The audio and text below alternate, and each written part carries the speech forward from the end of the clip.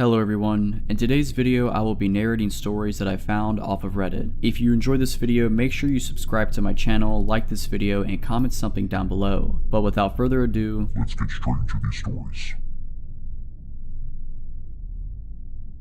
I've always been a night owl, enjoying the eerie quiet that comes with the small hours of the morning. Living in a small town surrounded by dense woods, the silence at night is almost deafening, but oddly comforting, or at least it used to be. It started last fall. I had just moved into a little house on the edge of town, the kind of place where the nearest neighbor is a good 10-minute drive away. It was a dream come true for someone like me who cherished solitude. My closest company was the forest that stretched endlessly behind my property. One particular night, around 2 a.m., I was sitting on my back porch, bundled in a blanket, sipping tea, and stargazing. The forest was pitch black, except for the faint outline of trees against the moonlit sky. The usual hum of crickets filled the air, and I could hear the occasional rustle of nocturnal critters in the underbrush. Then it stopped. Everything, the crickets, the rustling, even the wind seemed to hold its breath. It was as if the world had paused, leaving only an oppressive, unnatural silence. I felt a chill that had nothing to do with the crisp autumn air. I told myself it was probably just a predator nearby, a fox or maybe a coyote. But then, from the edge of the woods, I heard it. A faint, high-pitched whistling, like someone trying to mimic a bird but failing miserably. The sound repeated, each whistle longer and more strained than the last. I'm not sure why, but the sound unsettled me in a way I couldn't explain. I've always been familiar with the noises of the forest, but this was different. It felt deliberate, like someone or something was trying to get my attention. I grabbed my flashlight and aimed it at the tree line. The beam cut through the darkness, illuminating the first few rows of trees. Nothing, just shadows and bark. But the whistling continued, growing closer. Hello, I called out, my voice trembling despite my attempt to sound brave. There was no response, just the persistent, haunting whistle. I backed up toward the door, my flashlight still trained on the woods. That's when I saw it. A figure, just barely visible between the trees, standing impossibly still. It was tall, its limbs long and thin, and its head tilted at an unnatural angle. My heart dropped into my stomach. I froze, unsure whether to run or stay. The figure didn't move, but the whistling, it grew louder, sharper, as if it were right beside me now. I panicked, bolting inside and locking the door behind me. I peered through the window, my hands shaking as I tried to catch my breath. The figure was gone. The whistling had stopped, but the oppressive silence lingered. I didn't sleep that night. The next morning, I ventured into the woods, searching for any signs that someone or something had been there. I found nothing. No footprints, no broken branches, nothing to suggest I hadn't just imagined the whole thing. But I knew what I saw. For weeks, I refused to go outside at night. I kept my curtains drawn and made sure every door and window was locked. The whistling didn't return, and I started convincing myself it had been some kind of waking nightmare. Until last night, I was in bed, the house dark and quiet, when I heard it again. The same strained, haunting whistle, this time coming from right outside my window. My blood ran cold as I realized it wasn't coming from the woods anymore. It was in my backyard. I didn't dare look.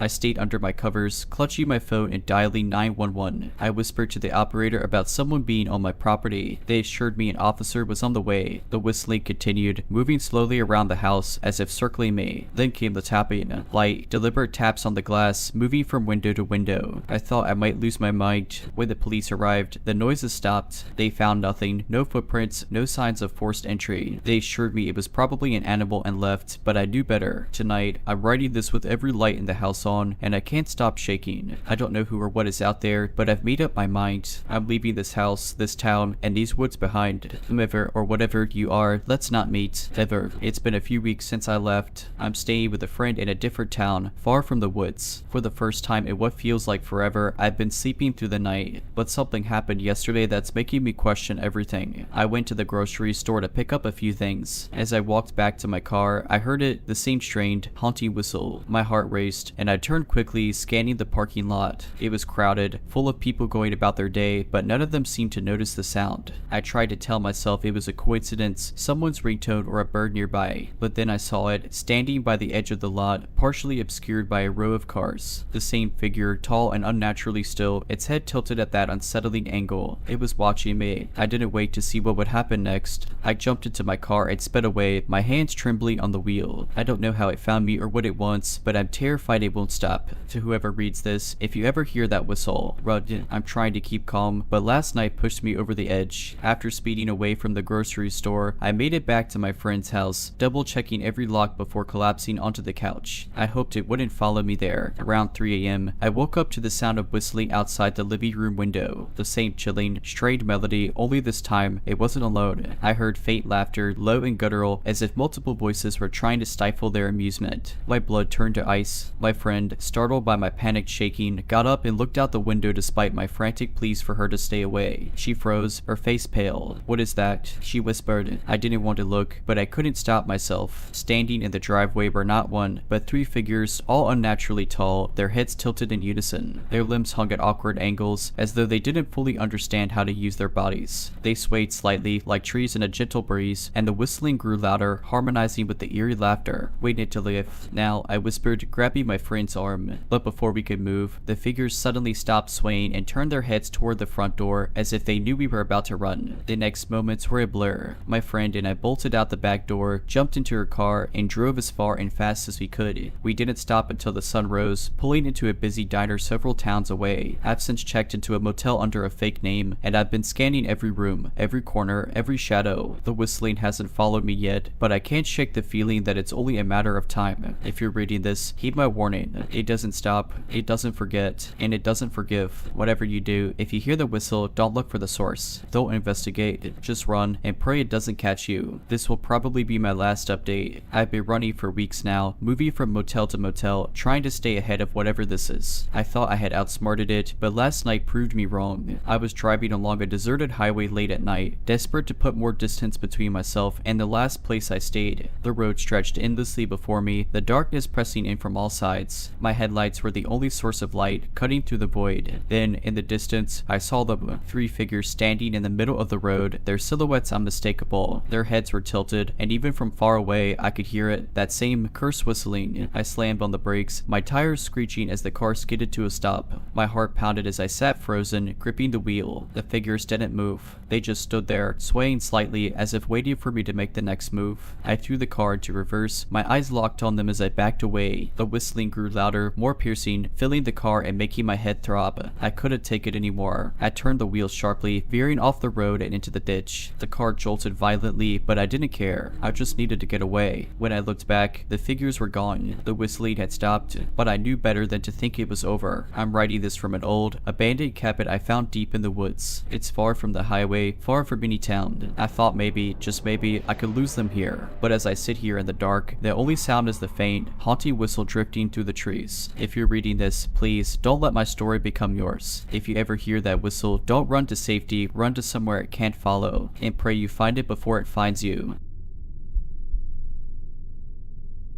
It was the summer before my sophomore year of college, and I had just moved into my first off-campus apartment. It wasn't anything fancy, just a small one-bedroom place in a quiet neighborhood on the outskirts of town. My parents had helped me move in, and though they seemed hesitant about the location, I reassured them that it was perfect for me. Cheap rent and a short commute to campus. What could go wrong? The first few weeks were uneventful. I spent my time unpacking, getting settled, and exploring the area. The neighborhood was mostly older couples and families, with the exception of one house directly across the street. It was an old, two-story Victorian that looked like it hadn't been maintained in decades. The paint was peeling, the windows were grimy, and the overgrown yard seemed to swallow the house whole. I never saw anyone come or go, and I assumed it was abandoned. Then one night, something happened that I still can't explain. It was around midnight, and I was sitting on my couch watching TV. The living room blinds were open, letting in the faint glow of a street lamp outside. I wasn't paying much attention to the show when a movement across the street caught my eye. I glanced out the window and froze. The porch light of the old Victorian house was on. It was the first time I'd ever seen it illuminated, and it made the house look even eerier. I couldn't see anyone outside, but the fact that the light was on gave me an uneasy feeling. I closed the blinds, deciding it wasn't my business, and went to bed. The next morning, I woke up and peeked outside. The porch light was off, but something was different. A single rocking chair had been placed on the porch, its back facing the street. I could have sworn it hadn't been there before, but I shrugged it off. Maybe someone was fixing the place up.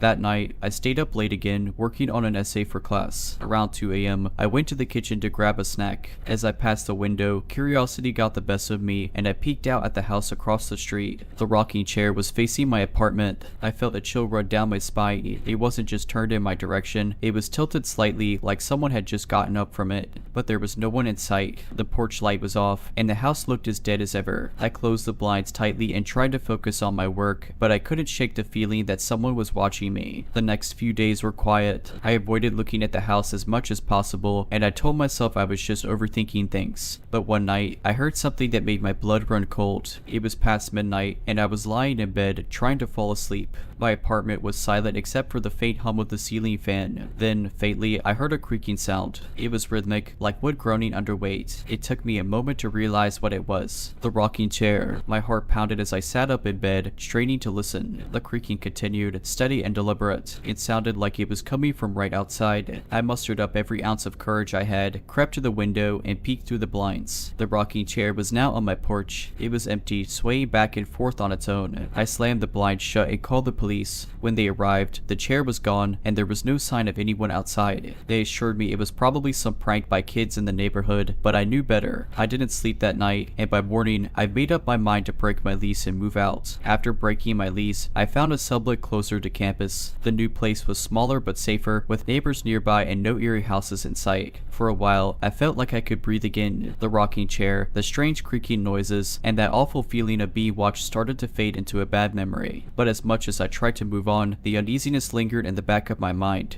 Every creak of the new apartment's floors, every shadow cast by passing cars, it all set me on edge. I told myself it was just the lingering effects of stress and paranoia. I mean, what else could it be? Then the letters started. The first one appeared about a week after I moved in. I found it tucked under my apartment door when I got home from class. It was a plain white envelope with no return address. Inside was a single piece of paper with 3 words scrawled in uneven handwriting. This be yet. I felt my stomach drop. The handwriting was jagged and erratic, almost like it had been scratched into the paper. I tried to tell myself it was some sort of mistake or a prank, but deep down, I knew. I threw the letter away, locked every window and door, and tried to convince myself I was safe. The second letter came 2 days later. This time, it was slipped into my mailbox. The envelope was identical to the first, but the note inside was worse. It read, "I'm closer than you think. Panic sudden." I called the police again, but there wasn't much they could do. No fingerprints, no signs of forced entry. The officer suggested it might be an ex-boyfriend or someone I knew trying to scare me. But I didn't have an ex, and the only person I could think of was, no, that house, that chair, it wasn't possible. Was it? The third letter came that weekend, and it broke me. It wasn't just a letter this time, along with the note, which simply said, "Look outside, there was a Polaroid photo." The picture showed my new apartment building, taken from across the street. In the foreground, barely visible, was a rocking chair. My hands trembled as I dropped the photo, my mind racing. I hadn't seen any rocking chairs outside. Whoever said this was toying with me. I called the police again, and this time they took me seriously. A patrol car stayed outside my building for the next 2 nights, but nothing happened. No new letters, no strange noises. I started to think maybe whoever it was had finally backed off. Then, on the 3rd night, I heard it again. The creaking. It was faint at first, barely audible over the hum of my apartment's heater, but it grew louder, more deliberate. I froze, sitting on the edge of my bed, too terrified to move. Slowly, I turned toward the window. My curtains were closed, but I could see the faint outline of something moving back and forth outside. I didn't want to look. Every instinct told me to stay where I was, to ignore it, to hope it would go away. But I couldn't. I crept to the window, my heart pounding in my chest, and pulled back the curtain just an inch. There it was, the rocky chair, right outside my window, swayed in the windless night. And in it sat a figure, tall, thin, and impossibly still. Its head was tilted at an unnatural angle, and though its face was obscured by shadows, I could feel its gaze locked on me. I stumbled back, knocking over a lamp in my panic. The noise must have startled it, because when I dared to look again, the chair was empty. But the creaking continued, louder now, echoing through the night like a taunt. I didn't sleep that night. By morning, the chair was gone, and the police found no sign of anyone outside. They suggested I stay with someone for a few days, but I didn't have anyone close enough. I packed a bag and checked into a motel on the other side of town, but it didn't matter. The rocking chair followed me. Last night, I woke up to the sound of creaking outside my motel window. I didn't even look this time. I grabbed my bag and drove until the sun came up, stopping at a diner to catch my breath. As I sat in the parking lot, trying to calm myself, I glanced in my rearview mirror. It was there, on the roof of the diner, silhouetted against the morning light. The rocking chair, swaying gently with that same figure sitting in it, watching me. I'm writing this from a rest stop somewhere off the interstate. I don't know where I'm going, but I can't stop. It's always there, always watching, always waiting. If you ever see a rocking chair where it doesn't belong, don't look closer. Don't investigate. Just run and pray it doesn't follow you too. It's been 2 days since I last stopped. I've been driving almost non-stop, only pulling over for gas and coffee. My body is exhausted, my mind fraying at the edges, but I can't risk stopping for too long. Every time I close my eyes, I hear the creak creaking. Every time I glance in my mirror, I'm terrified I'll see it again. Last night, I thought I'd lost it. I hadn't seen the chair or the figure since leaving the diner, and for the first time in days, I felt a sliver of hope. But as I drove through a desolate stretch of highway, my headlights caught something ahead. My stomach dropped. The rocky chair was in the middle of the road. I slammed on the brakes, my tires screeching as I came to a stop just feet away from it. My hands trembled on the wheel as I stared at it, illuminated by my headlights. The chair was empty, but it swayed gently as if someone had just stood up. I didn't wait to see what would happen next. I swerved around it and sped off, my heart pounding in my chest. But as I glanced in my rearview mirror, I saw it. The figure standing beside the chair, its head tilted, its gaze following me as I drove away. I don't know how much longer I can keep this up. It's relentless, unyielding. No matter how far I run, it finds me. I've considered going to the police again, but what could they do? How do you fight something like this? If you're reading this, please take my warning seriously. If you ever hear the creaking of a rocking chair where it doesn't belong, leave. Don't look back. Don't try to understand it. Just go and pray it doesn't choose you next.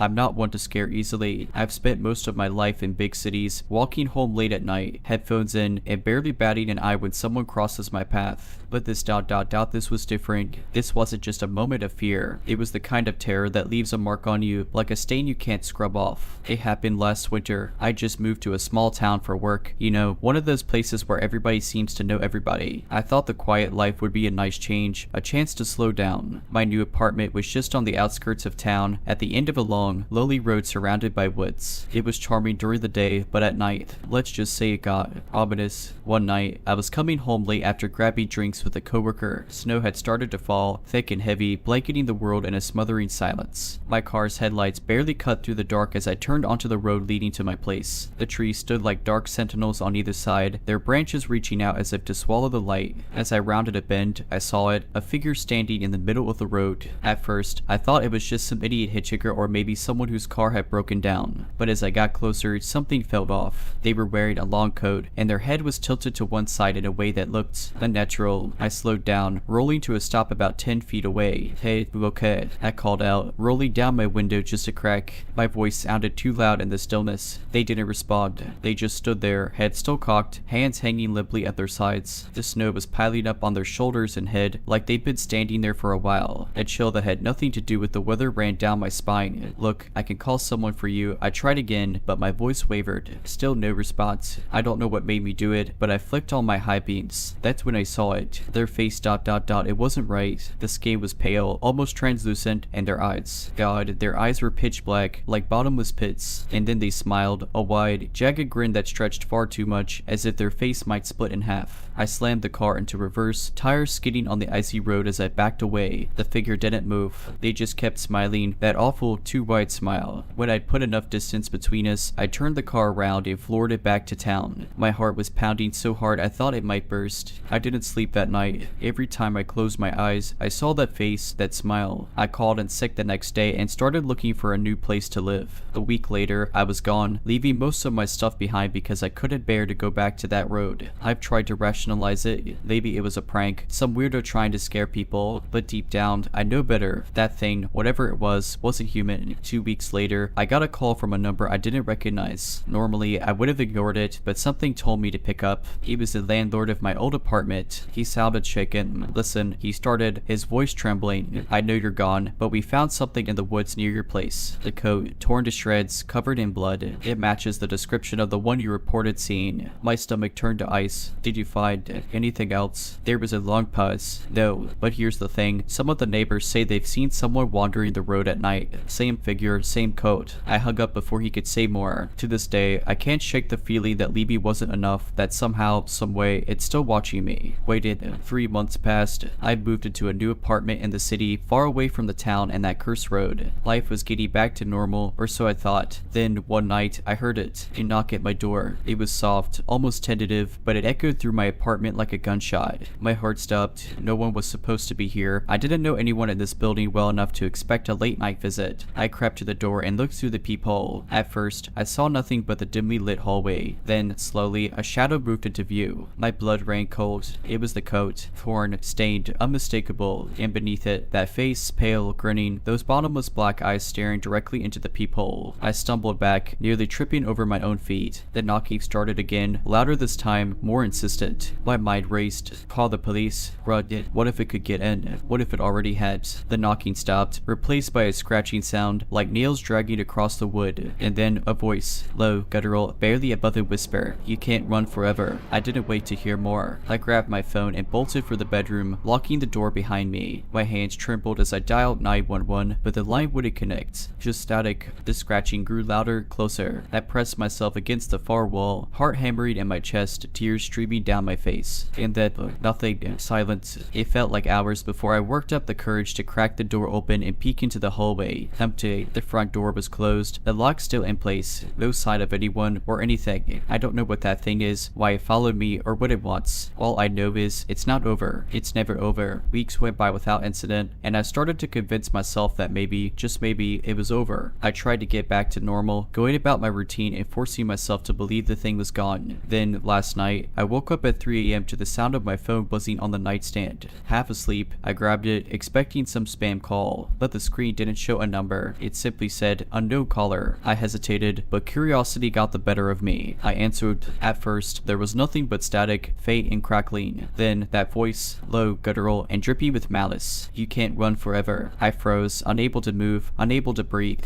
The line went dead, leaving me sitting there in the dark, clutching the phone like a lifeline. And then, from somewhere in the apartment, I heard the floor creak. I stayed perfectly still, straining to hear anything else. The silence was deafening, but I knew better than to assume I was alone. My chest tightened as I clutched my phone, debating my next move. My mind screamed at me to run, to hide, but my legs felt like lead. Another creak, closer this time. It came from the hallway outside my bedroom. My breathing hitched, and I slowly slid off the bed, crouching down as quietly as I could. The door to my bedroom was slightly ajar, and through the crack, I could see the faintest sliver of shadow moving past. My heart felt like it was going to explode. I crawled toward the closet, each movement deliberate and slow. I opened the door just enough to slip inside, curling up behind the hanging clothes. I dialed 911 again, praying for a connection, but all I got was that same static. Suddenly, the bedroom door creaked open. I could hear the soft shuffle of footsteps, heavy and deliberate, moving across the room. Tears streamed down my face as I clamped a hand over my mouth, trying to stifle my ragged breathing. The footsteps stopped right in front of the closet. The air grew heavy, oppressive, and I swore I could feel it, that thing just inches away. Then, the silence was shattered by a low, guttural laugh. It wasn't human. It was deep, resonant, and filled with a malice that chilled me to my core. Found you, it whispered. The closet door was yanked open, and all I could see was that face, grinning, pale, and those endless black eyes staring into mine. I screamed, a sound ripped from the depths of my soul, and everything went black. When I woke up, I was in the middle of the woods, lying in the snow. My phone was gone, and my clothes were soaked through. The sun was rising, casting an eerie light over the trees. I staggered to my feet, disoriented and freezing, and stumbled toward what I hoped was the road. I don't know how long I wandered before I found it, a crumbling, abandoned house hidden deep in the woods. It looked ancient, its walls covered in moss and its windows shattered, but there was something about it, something that drew me, and despite every instinct screaming at me to turn around. Inside, the air was thick with decay and an overwhelming sense of dread. The walls were lined with old photographs, all of them faded and yellowed with age. Each one depicted the same figure, a person in a long coat, standing in the shadows of different places, an empty street, a desolate field, a snow-covered road. In every photo, the figure's face was obscured, but the coat was unmistakable. I found a journal on a rotting table in what might have once been the living room. Its pages were brittle, and the handwriting was erratic, scrawled as if in desperation. The entries told the story of a man who had once lived there, a recluse who spoke of a presence that stalked him relentlessly. He described the figure in the coat, its grinning face, and its black, soulless eyes. He wrote of how it would knock on his door, whisper his name, and follow him no matter where he went. The final entry was a single sentence, scrawled in large, shaky letters: "It doesn't want to kill you, it wants to break you." That was when I heard it again, the creak of the floorboards, this time coming from somewhere inside the house. I dropped the journal and bolted, crashing through the underbrush until I found the road. I didn't stop running until I saw headlights in the distance and flagged down a car. I don't know what that thing is, but I know now that it's not just me. It's been following others, maybe for years, maybe longer. It's something ancient, something evil, and it doesn't just haunt, it it consumes, to the figure and the code. Let's not meet, ever.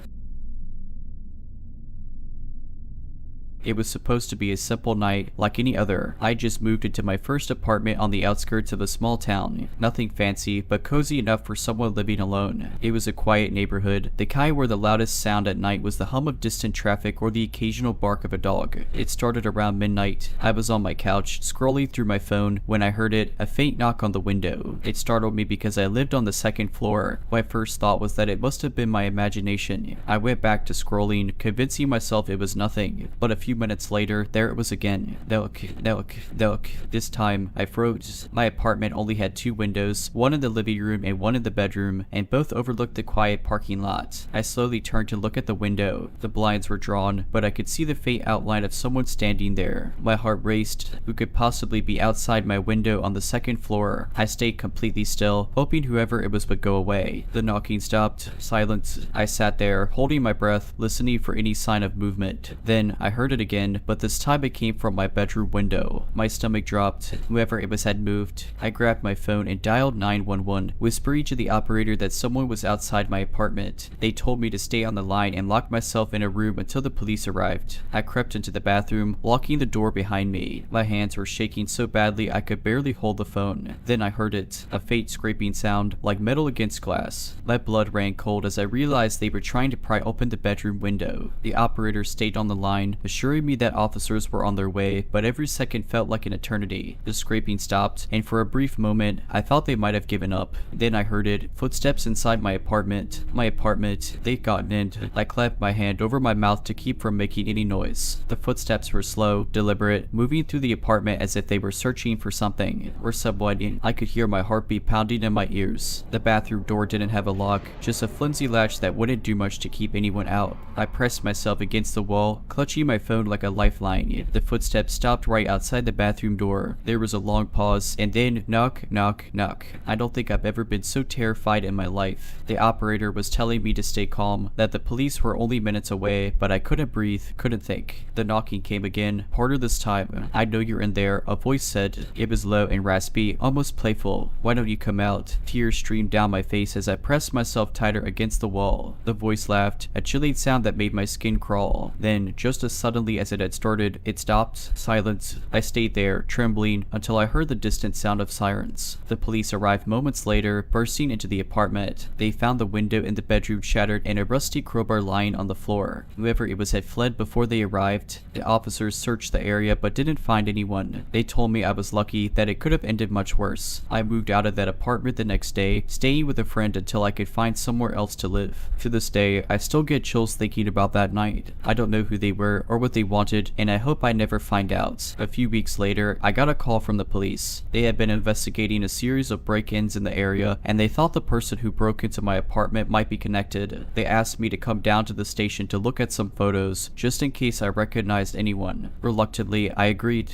When I got there, they showed me a series of mugshots. My heart nearly stopped when I saw one of the faces. It was the man from that night. I was sure of it. The cold, piercing eyes, the thin, unsettling smile. I felt sick. "That's him," I whispered. The officer nodded grimly. "We've been tracking him for months. He's wanted for multiple counts of burglary and worse. You're lucky you got out unharmed." Hearing those words sent a fresh wave of terror through me. A week later, I got another call. This time, it wasn't the police, it was my friend. She lived a few blocks away and had just gotten home to find her back door open and her house ransacked. The police said it was likely the same man. He was still out there. For weeks, I barely slept. Every shadow seemed sinister. Every creak in the house sent my heart racing. Eventually, the calls from the police stopped and life slowly returned to normal. But even now, years later, I keep a bat by my bed and double check every lock before I sleep. I also invested in a security system. Cameras, motion detectors, and reinforced locks became a part of my daily life. I took self-defense classes, learning how to protect myself if something like this ever happened again. Friends and family started checking in on me more often, and I found a strange sense of comfort in their concern. Therapy helped too. At first, I was hesitant to talk to anyone about what happened. happened, but opening up made the nightmares less frequent. My therapist suggested creating a safe space at my new home, a place where I could retreat and feel secure. I turned a small closet into a panic room, complete with a heavy-duty door and a spare phone. It sounds extreme, but it gave me peace of mind. Over time, I began to reclaim my sense of normalcy. I started going out more, enjoying life again, though I'll admit I'm more cautious than I used to be. I never leave windows unlocked, even during the day, and I always park under a street light when I'm out late. Some might call it paranoia, but for me, it's just being prepared. It wasn't until 3 years later that I had another encounter with the man who had invaded my life so thoroughly. I was walking home from work late one evening. It was a quiet night, just like the one when this all started. I had my headphones in, but I kept the volume low enough to stay aware of my surroundings, another habit I picked up. As I turned onto my street, I noticed a man leaning against a lamppost a few houses down. Something about his posture and the way he watched me felt off. My heart started racing as I got closer, and then he stepped into the glow of the streetlight. My stomach dropped. It was him. He gave me that same thin, unsettling smile and started walking toward me. I froze for a moment, every instinct screaming at me to run, but instead, I reached into my bag and pulled out the small canister of pepper spray I carried everywhere. "Stay back," I shouted, my voice stronger than I expected. He stopped, tilting his head as if considering his options. For a few tense moments, neither of us moved. Then, without a word, he turned and disappeared into the shadows. I ran the rest of the way home, my hands shaking so badly I could barely unlock the door. The police were at my house within minutes, but by then, he was long gone. They reassured me they would increase patrols in the area and urged me to stay alert. That night, I barely slept, but as scared as I was, I felt a small sense of victory. I had faced him and made it clear I wasn't the same terrified person I had been before. In the months that followed, I began to reflect on what it truly meant to rebuild trust, not just in others, but in myself. The fear had taken a piece of me, but with every small victory, I was reclaiming it. I joined a local community group focused on safety awareness, meeting others who had endured similar experiences. Together, we shared stories, offered support, and even hosted workshops to teach self-defense and security tips. Through these connections, I found a renewed sense of trust in humanity. I started opening up to new friendships, cautiously at first, but gradually allowing myself to believe that not everyone posed a threat. I even began dating again, though I was upfront about my past. To my surprise, most people were understanding, and one relationship in particular grew into something meaningful. While the scars of that night will never completely fade, I refuse to let them define me. Each step I take toward rebuilding my life feels like a triumph, a reminder that fear doesn't have to win. To the man who tried to break me, you didn't win, and if you ever try to come back into my life, I'll be ready. I've always been the kind of person who tries to avoid trouble. I lock my doors, double check my windows, and keep to myself. I'm not naive, just cautious, but nothing could have prepared me for what happened last month. I've lived in the same apartment for 5 years. It's a small, older building, but it's quiet, and most of the tenants have been here longer than I have. We nod at each other in the hallway but don't exchange more than pleasantries. It's perfect for someone like me who prefers solitude. A few weeks ago, I started noticing small things that were ... off. At first, it was subtle. My apartment keys were where I usually left them, or my blinds were slightly open when I was certain I'd closed them. I chalked it up to forgetfulness. We all have those days, right? But then, one evening, I came home to find my kitchen light on. I never leave it on. My stomach dropped, but nothing seemed out of place. I checked every room, my heart racing, but no one was there. I convinced myself I must have left it on by mistake. The next morning, I noticed something even stranger. On the living room floor, near the corner where my couch meets the wall, was a single, muddy footprint. Just one. It wasn't mine. I froze, staring at it, my mind scrambling for an explanation. Maybe I'd tracked it in the night before, but how could it be just one footprint, and why here? I decided to install a cheap security camera in my living room, just for peace of mind. The setup was easy, and it connected directly to my phone. That night, I went to bed feeling slightly more secure. At 3:17 a.m., my phone buzzed, motion detected, and half asleep, I opened the app, expecting to see a shadow or maybe my cat. What I saw instead made my blood run cold. There was a man standing in the middle of my living room, staring directly into the camera. He wasn't moving, just staring. He had a wild, disheveled look. His clothes were filthy, his hair matted, and his eyes ...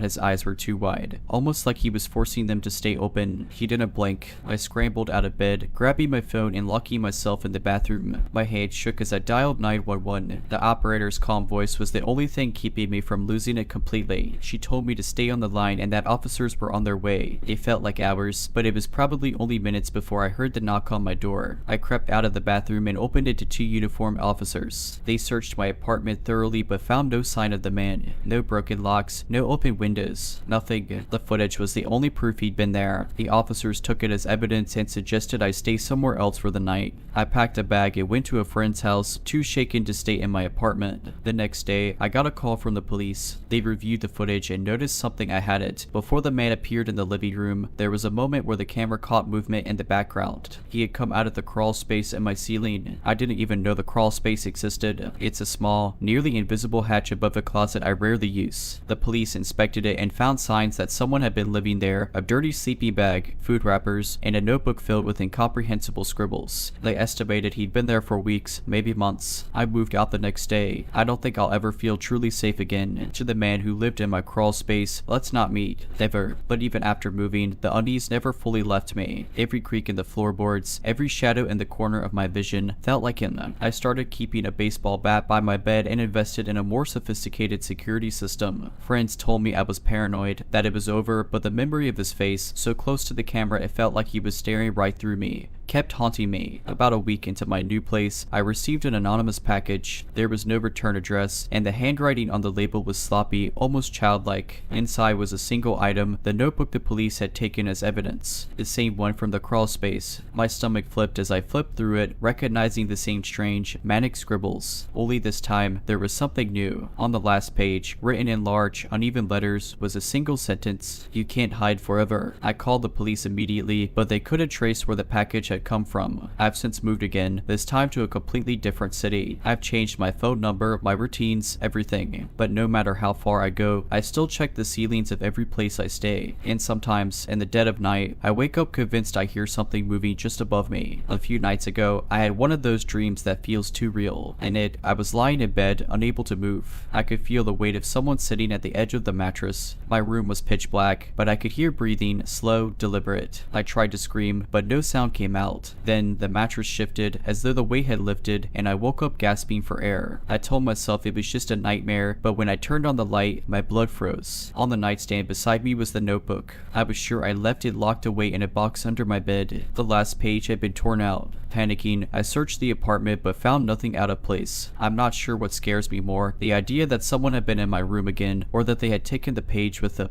The police have been less helpful this time. They think I'm imagining things, that I'm suffering from stress or paranoia. But I knew what I saw. Someone was here. Someone is still watching. And last night, I heard a faint tapping sound coming from the vent in my bedroom. I tried to convince myself it was just the building settling, or maybe an animal outside. But as I lay there, frozen, the tapping turned into scratching. And then, unmistakably, a voice whispered my name. I haven't slept since. I've decided to leave again, to pack my things and go as far away as possible. But before I do, I'm going to seal every vent, every crawl space, every crack in this apartment. Because if there's one thing I've learned, it's that he's always watching, always waiting. And I can't shake the feeling that this time, he's closer than ever. Tonight, as I finished packing, I found something that stopped me cold. Tucked into the corner of my suitcase was a small, folded piece of paper. My hands trembled as I opened it. Written in the same jagged, uneven handwriting as the notebook was a chilly message. "Why are you running?" I don't know how he got to my apartment again, or how he knew I was leaving. I'm writing this from a motel several hours away, but I'm still looking over my shoulder. Every noise outside the door, every shadow under the street lights, feels like him. But here's the twist I never expected. As I checked out of the motel this morning, the front desk clerk handed me a package. My heart sank as I saw the same handwriting scrawled across the top. I opened it right there, unable to stop myself. Inside was a single photograph, a picture of me sitting on the edge of the motel bed, staring at the wall. The timestamp on the photo was from just an hour earlier. I'm not alone, even here. I don't know how he's following me, or how he stayed one step ahead, but he's always there, watching, waiting, and I'm starting to think that no matter where I go, no matter how far I run, he'll always find me. This morning, I decided to try one last thing. I bought a burner phone and set up a camera outside my motel door. If he's following me, I'll catch him. The footage, however, only deepened my terror. When I checked it, the feed showed nothing out of the ordinary for hours, just the hallway quiet and still. Then, at exactly 3 a.m., the screen glitched for a few seconds, and suddenly he was there, not walking into view or stepping out of a room, just there, standing perfectly perfectly still, facing the camera. It was like he appeared out of nowhere, and then, just as quickly, he was gone. I rewound the footage over and over, trying to make sense of it. There's no way to explain what I saw. It wasn't humanly possible. My mind is racing with questions I don't want answered. Who is Eddie? What does he want? And, most terrifying of all, how does he keep finding me? I'm leaving again tonight, but I'm not sure it will matter. I can't shake the feeling that this is bigger than me, that he isn't just a man. The way he moves, the way he seems to know my every step, it's like he's something else entirely. Something relentless, something unstoppable. If you're reading this, please be careful. Check your ceilings, your vents, your crawl spaces. And if you ever feel like you're being watched, don't ignore it. Because sometimes, no matter how far you run, there's something or someone that will never stop following you. I'm not sure why I'm finally writing this, maybe because the nightmares have started again, or maybe because I need someone else to know what happened, even if it makes no sense. It's been years, but the memory is still as fresh as if it happened yesterday. I was 17 and had just gotten my first car, a beat-up old Honda Civic that rattled whenever it went over 60. It wasn't much, but it was freedom. I lived in a rural area, and driving meant I could finally escape the monotony of cornfields and small-town gossip. One summer evening, I decided to take the back roads for a drive. Just me, the hum of my engine, and the endless stretch of farmland. The sun was setting, painting the sky with shades of orange and purple. I had my windows down, enjoying the cool breeze and the faint smell of fresh-cut hay. There wasn't another car in sight, and the only sounds were the occasional cricket and the crunch of gravel under my tires. It was peaceful, until it wasn't. I'd driven that road dozens of times, but that night, something felt off. It was hard to explain, a kind of heaviness in the air, like the world was holding its breath.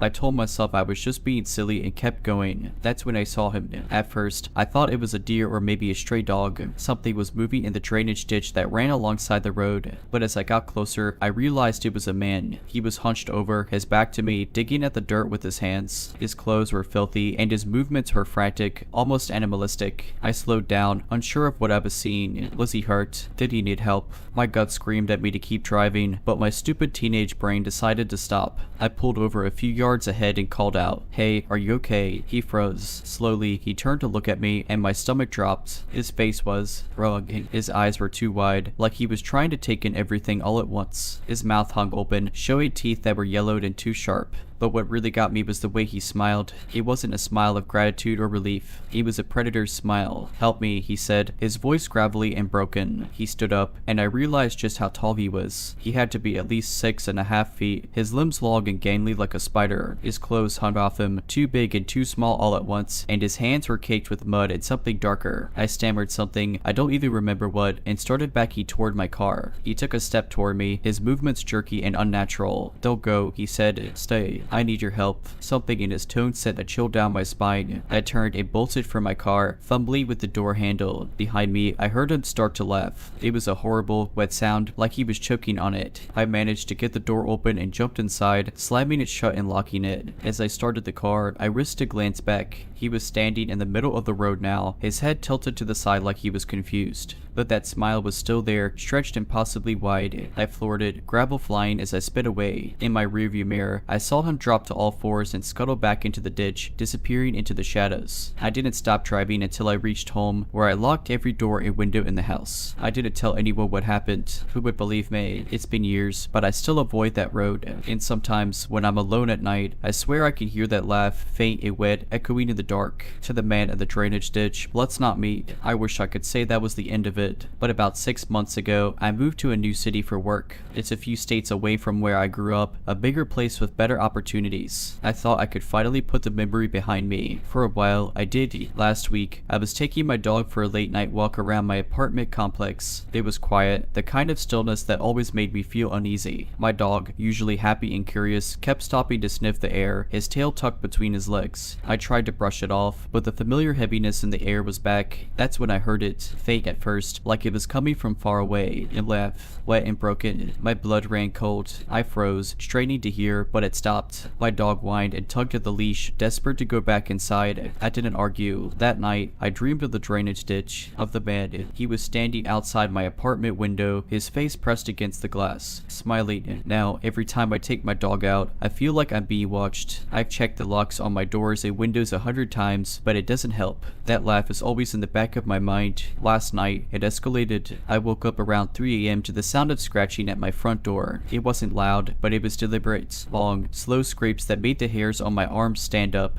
My dog growled low in his throat, something he's never done before. I grabbed a baseball bat I keep under my bed and crept toward the door. The scratching stopped, but as I got closer, I heard it. That lift. It was louder now, right on the other side of the door. My hand froze on the doorknob, and for a second, I thought about opening it just to see. But then I remembered that smile, those teeth, and I backed away. I stayed up the rest of the night, clutching the bat and jumping at every creak of the apartment. By morning, there was no sign anyone had been there. No scratches, no footprints, just the memory of that laugh echoing in my head. I don't know what he is or how he found me, but I'm starting to think moving won't help. I've looked into breaking my lease and leaving the city altogether, but I can't shake the feeling that it won't matter. This morning, I found something by my front door, a small, mud-caked object wrapped in a tattered piece of cloth. My hand shook as I unwrapped it, revealing a fragment of bone, human, by the look of it. Attached was a note, scrawled in dark, dried ink, "You promised to help." I packed my things in a frenzy, leaving most of my belongings behind. My dog and I hit the road, driving aimlessly for hours. I thought maybe if I kept moving, I could outrun whatever this was. I stopped only when exhaustion forced me to. A cheap motel on the outskirts of a small town seemed safe enough. That night, I barricaded the door with furniture and kept the lights on. My dog curled up by my side, whimpering softly. I didn't sleep. Around 2 a.m., the power went out. The room plunged into darkness, and the silence was suffocating. I held my breath, straining to hear anything over the pounding of my heart. Then the laugh came, wet and broken, louder than it had ever been. It wasn't outside the door anymore. It was in the room. My dog started barking, his teeth bared, but I couldn't see anything. I swung the bat blindly, screaming for it to leave me alone. The laugh faded, but the room felt colder, emptier. When the power came back on, there was no one there. But scratched into the wall above the bed were 3 words, "You can't run."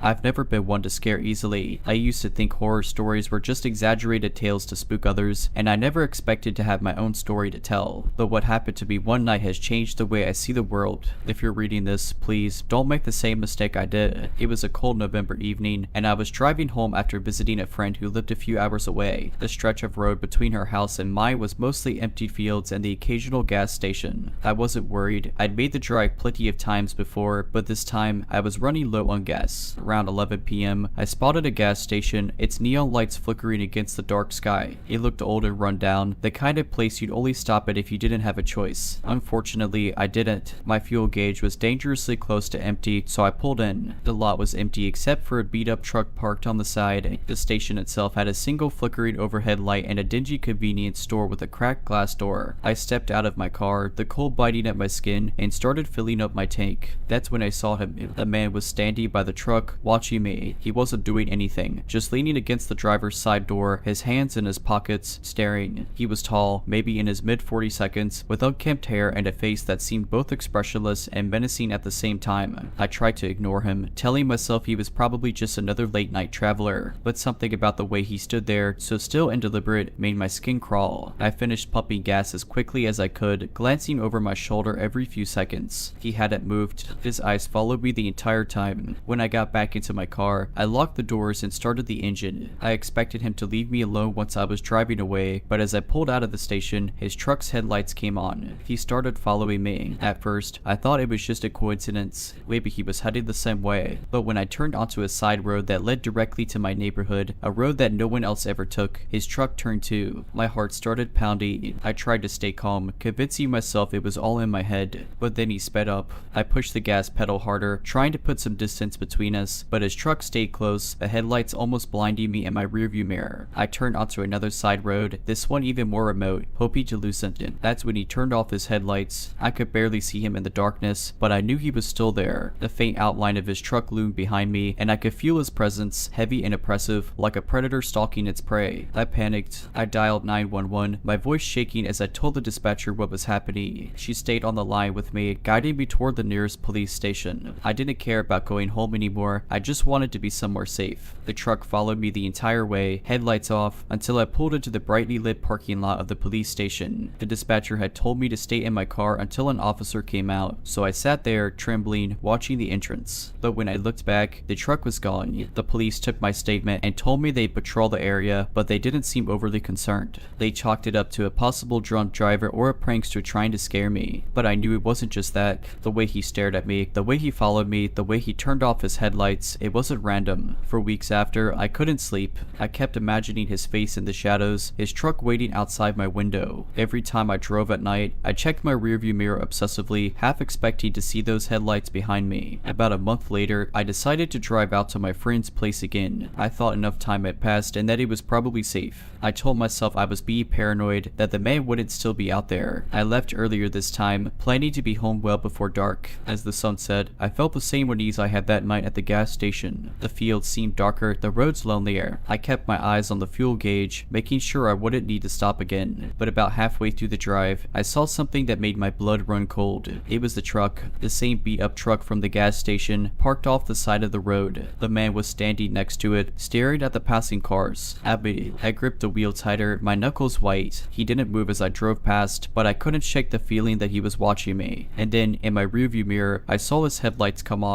This time, I didn't hesitate. I floored it, my car roaring down the empty road. My heart felt like it was going to explode as the truck's headlights grew closer and closer. I swerved onto another road, then another, hoping to lose him, but he stayed behind me, relentless. I thought about calling the police again, but my hands were shaking so badly I could barely keep the car on the road. I saw a sign for a rest stop ahead and decided to take the chance. The rest stop was small, just a few vending machines and a bathroom, but it was well lit. I pulled in and parked near the lights, my heart pounding as I waited to see if he would follow. The truck drove past, its headlights sweeping across the lot. I held my breath, watching as it disappeared into the distance. I waited there for what felt like hours, afraid to leave, afraid he might still be out there. When I finally worked up the courage to drive home, it was nearly midnight. I didn't see the truck again, but the fear stayed with me. Even now, I can't drive at night without feeling like he's still out there, waiting for me to let my guard down. 2 weeks later, it happened again, but this time, it was different. I was walking to my car after a late shift at work. The parking lot was nearly empty, lit by a few flickering overhead lights. As I approached my car, I felt that same oppressive heaviness in the air. I turned, and there he was, the man from the gas station. He was leaning against a lamppost, just far enough away to blend into the shadows. But I could see his face, that expressionless, almost predatory stare. I froze. My keys were in my hand, but I couldn't move. He took a step forward, slow and deliberate. My instincts screamed at me to run, but my legs wouldn't cooperate. He stopped just short of the light, his face barely illuminated, and smiled. It was the most chilling thing I've ever seen. "I've been waiting," he said, his voice low and gravelly. I didn't wait to hear anything else. I bolted from my car, unlocking it with shaking hands and jumping inside. As I started the engine, I saw him in the rearview mirror. He was just standing there, watching. But as I sped out of the lot, I swear I saw his truck parked at the far end, headlights off, waiting. I drove straight to the police station again, but just like before, there was no trace of him by the time I arrived. They told me they'd increased patrols near my workplace, but I could tell they didn't really believe me. Now, I'm afraid to go anywhere alone. I've started seeing his truck more often, parked in places it shouldn't be. Always far enough away to make me doubt myself, but close enough to keep me on edge. I don't know what he wants, but I'll just stick to myself.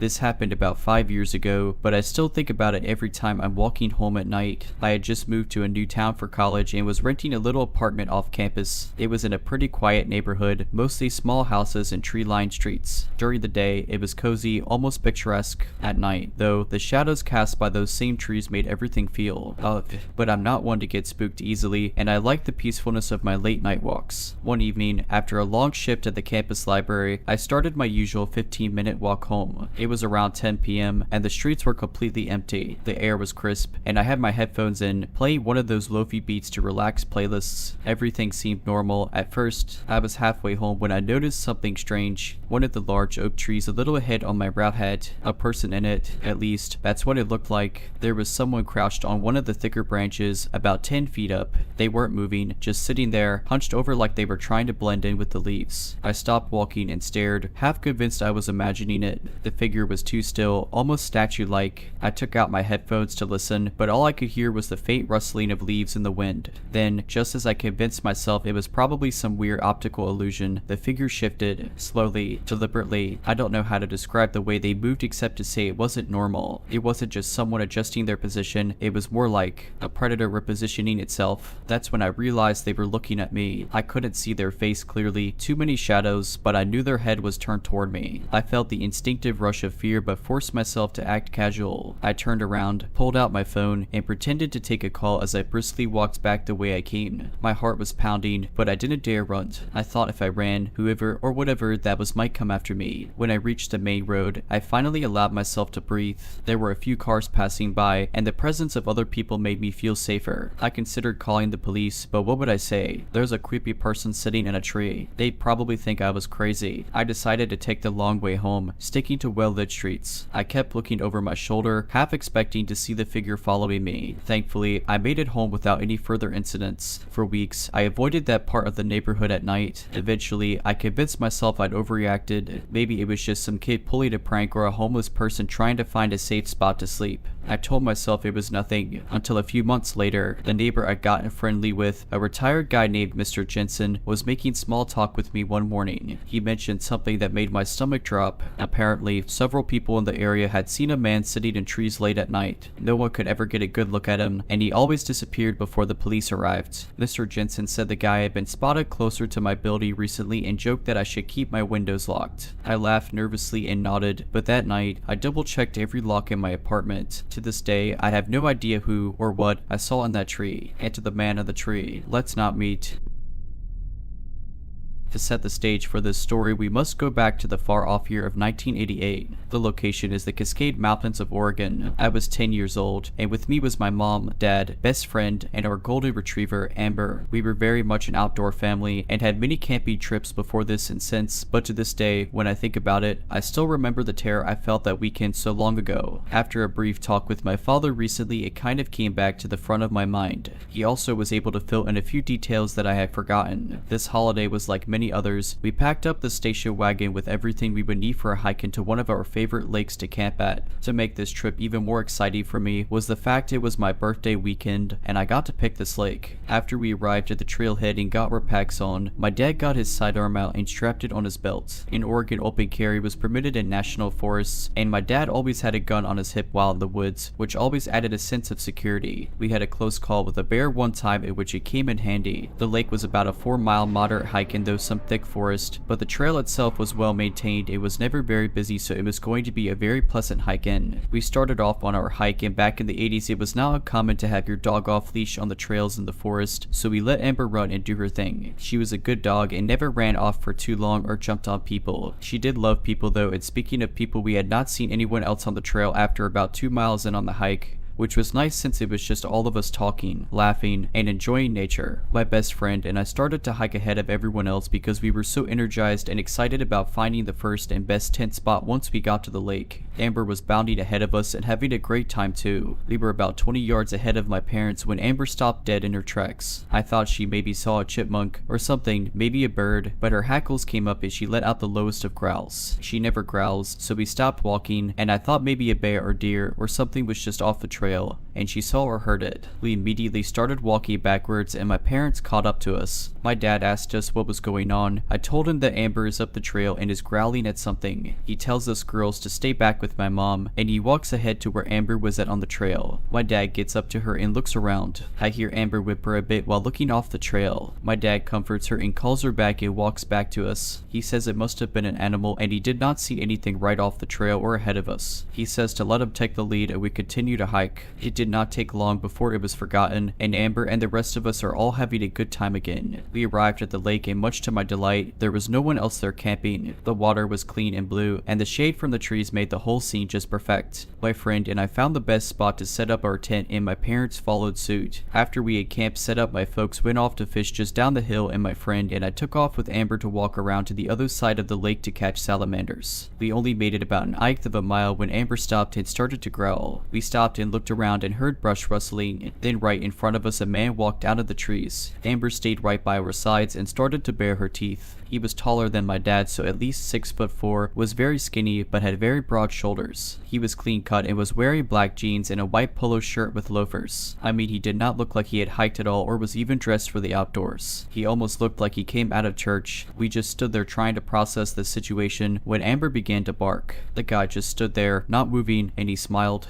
like the creepiest smile. smile. It felt like someone who thought that was what a smile was supposed to look like. Amber kept barking, and this got my parents' attention, and they looked up to us and called out to us to come back. We complied and started to walk back towards them. My dad met us halfway and told us to go back to the campsite, and he was going to talk to this guy. We got back to our camp, and my mom sat with us. I could hear my dad asking the guy if he needed help or was he a fellow camper who had just set up a camp away from the lake. My dad was being polite and calm, but I could see he was on guard and trying to feel out the situation. Now is the time to mention that my dad was retired Army and could be very intimidating when needed. The conversation continues. The guy told my dad he was just on a walk and did not mean to intrude on us. The guy says goodbye and walks back into the woods. My dad walked back to camp, sat down, and told us that he thinks the guy may just be a new camper and does not know much about the outdoors. But my dad said that he got a weird vibe off him and would be keeping an eye out for him. Amber stayed by our side. It was calm, yet she kept looking towards the direction the guy went. A bit more time goes by, and we have a nice campfire going, and the sun was starting to set. We cooked some dinner and made s'mores afterwards. My friend and I decided to go to our tent and read some books and tell each other some scary stories. Amber followed us to the tent and laid right outside at the door. My parents walked down to the lake to sit, have a beer, and just chill. They were never more than 50 yards away. Not long after my parents walked away, I hear Amber start to growl. Then we hear footsteps coming from the woods behind our tent. My friend and I turn off our flashlight and go quiet to listen. The footsteps stopped at the edge of the woods. We then hear heavy breathing and a grunting sound. Amber starts to bark, and we then hear the footsteps retreat to the woods. Amber whimpers a bit, and I then hear my parents walking back to the camp.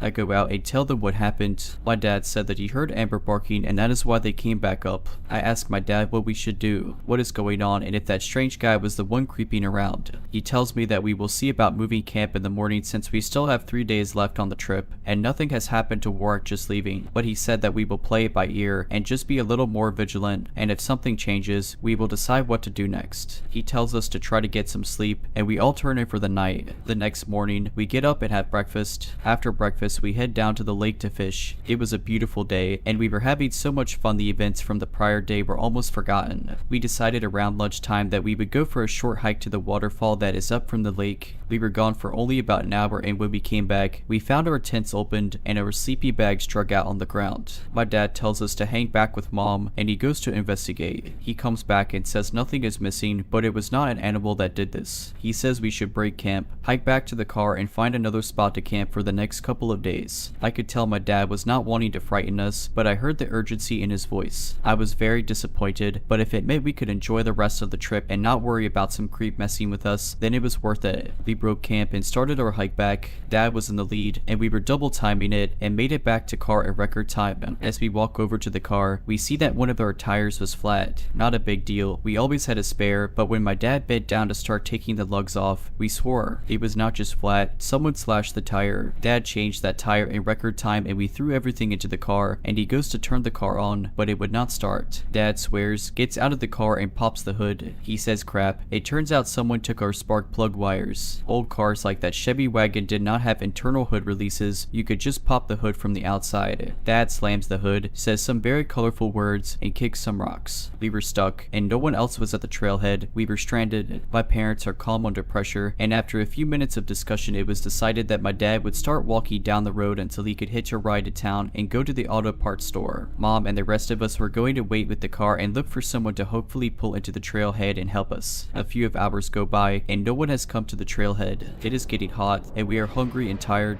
My mom makes us some lunch, and we go to sit under a tree to cool off. Amber is by our side. It was calm, but then we hear a voice. Amber leaps up and starts to whimper. The creepy guy from yesterday comes down the trail and is asking my mom if we need help. My mom tells him we are fine, that it is being settled, and my dad will be back soon. This creep then tells her that his camp is close, and he is parked on the old fire road that is near the lake, and asks us if we would like to come back to his camp and wait until my dad returns. Mom sternly tells him no, that we will just wait here and thank you anyway. He does not like this. He tells my mom that it's not safe out here for a pretty lady and 2 young girls. My mom, like my dad, is no pushover and asserts herself again that we do not need any help and to please just leave us alone. The guy just stands there, smiles wide, and then just turns around and leaves. My mom is visibly shaken, and us girls were just a bit scared. My mom comes over to us and tells us that we need to stay close, do not wander, and that we will be okay. My friend and I are really kind of freaked out and are just hoping hoping my dad will make it back soon. After about another 30 minutes, the creepy guy comes back. This time though, he is not alone and has a slightly younger guy with him. The other guy is dressed as a yuppie camper and had a very stern look on his face. My mother stands her ground as they approach. Amber starts to low growl and her hackles go up. The two guys flank us and one of them flashes a gun tucked into his belt. The older guy tells us that we need to go with them and that they were not asking. My mom backs up next to us and without taking her eyes off them reaches to her belt and pulls out her Bowie knife. My mom said we will not be going and that they need to leave now. The two men did not even flinch at this and said that we will come with them or they will hurt us. At this moment though, Amber goes from just growling to barking and puts herself between us and them. This makes the guys stop. My mom yells that they need to leave now. They start backing up and at that moment we hear a truck pulling into the trailhead parking lot. At the sight of the truck, the guys start to walk away fast and disappear into the tree line. The truck was a forest ranger and he had my dad with him. My dad jumped out of the truck and ran over to us asking if we were okay. The ranger came over and asked who those men were and if we were okay. My mom explained everything while my dad hugged us girls and told us we will be okay. The ranger takes off to go looking for the men. My dad tells us that he was about 5 miles from the town when the ranger picked him up and took him the rest of the way to get the part for the car. He then drove him back to our car. After hearing what happened, my dad was pissed and wanted to find the guys who tried to kidnap us and that had been terrorizing us for the past 24 hours. The ranger came back and told us that he had almost caught up to them, but they sped away in their truck with a camper in tow. They had been parked behind a small ridge behind the lake on an old loggy road. He did not get a plate, but he radioed a description of the men and their truck and camper to the local sheriff's office. He also took our information and said he would pass it on to them. He waited with us until Dad had the car fixed and we were able to leave. We decided to not continue camping and instead drive a couple of hours to spend the last 2 days of the trip at the beach and stay in a hotel. A few days later, a deputy called my dad and told him they never did find the men. He said that it was most likely a crime of opportunity after seeing a woman with 2 girls in tow. He was sure they had been watching us from off the trail and had messed with our camp to judge how my dad would react. When my dad seemed to be too big of a threat, they sabotaged our car hoping to put us in a position where we were vulnerable. He said they would follow up with us if they find out anything else, but according to my dad, nothing ever came of it. Years later, I tried to do some research on crimes in that area of Oregon during the 80s that might have involved something like we experienced. All I could find was a few reports of campers being robbed and a few cars broken into. There was one case of a young lady and her dog going missing from an area near there, but it was never determined what had happened to her, or even if it was something bad or she just ran away. I can tell you that we did go back to that lake a few years later and had a very uneventful camping trip. It was nice to go back and find some joy in a spot that was special to me. I really hope those creepy guys never hurt anyone and maybe were caught for other crimes. I will never know though. I just hope to never run into a situation like that again. I can say that having a dog along with us helped our situation. She was the hero and kept us alert. Amber went on to live until she was 12 years old and passed with her favorite people around her. Remember to stay safe, stay watchful, and it never hurts to have a sweet brave dog with you.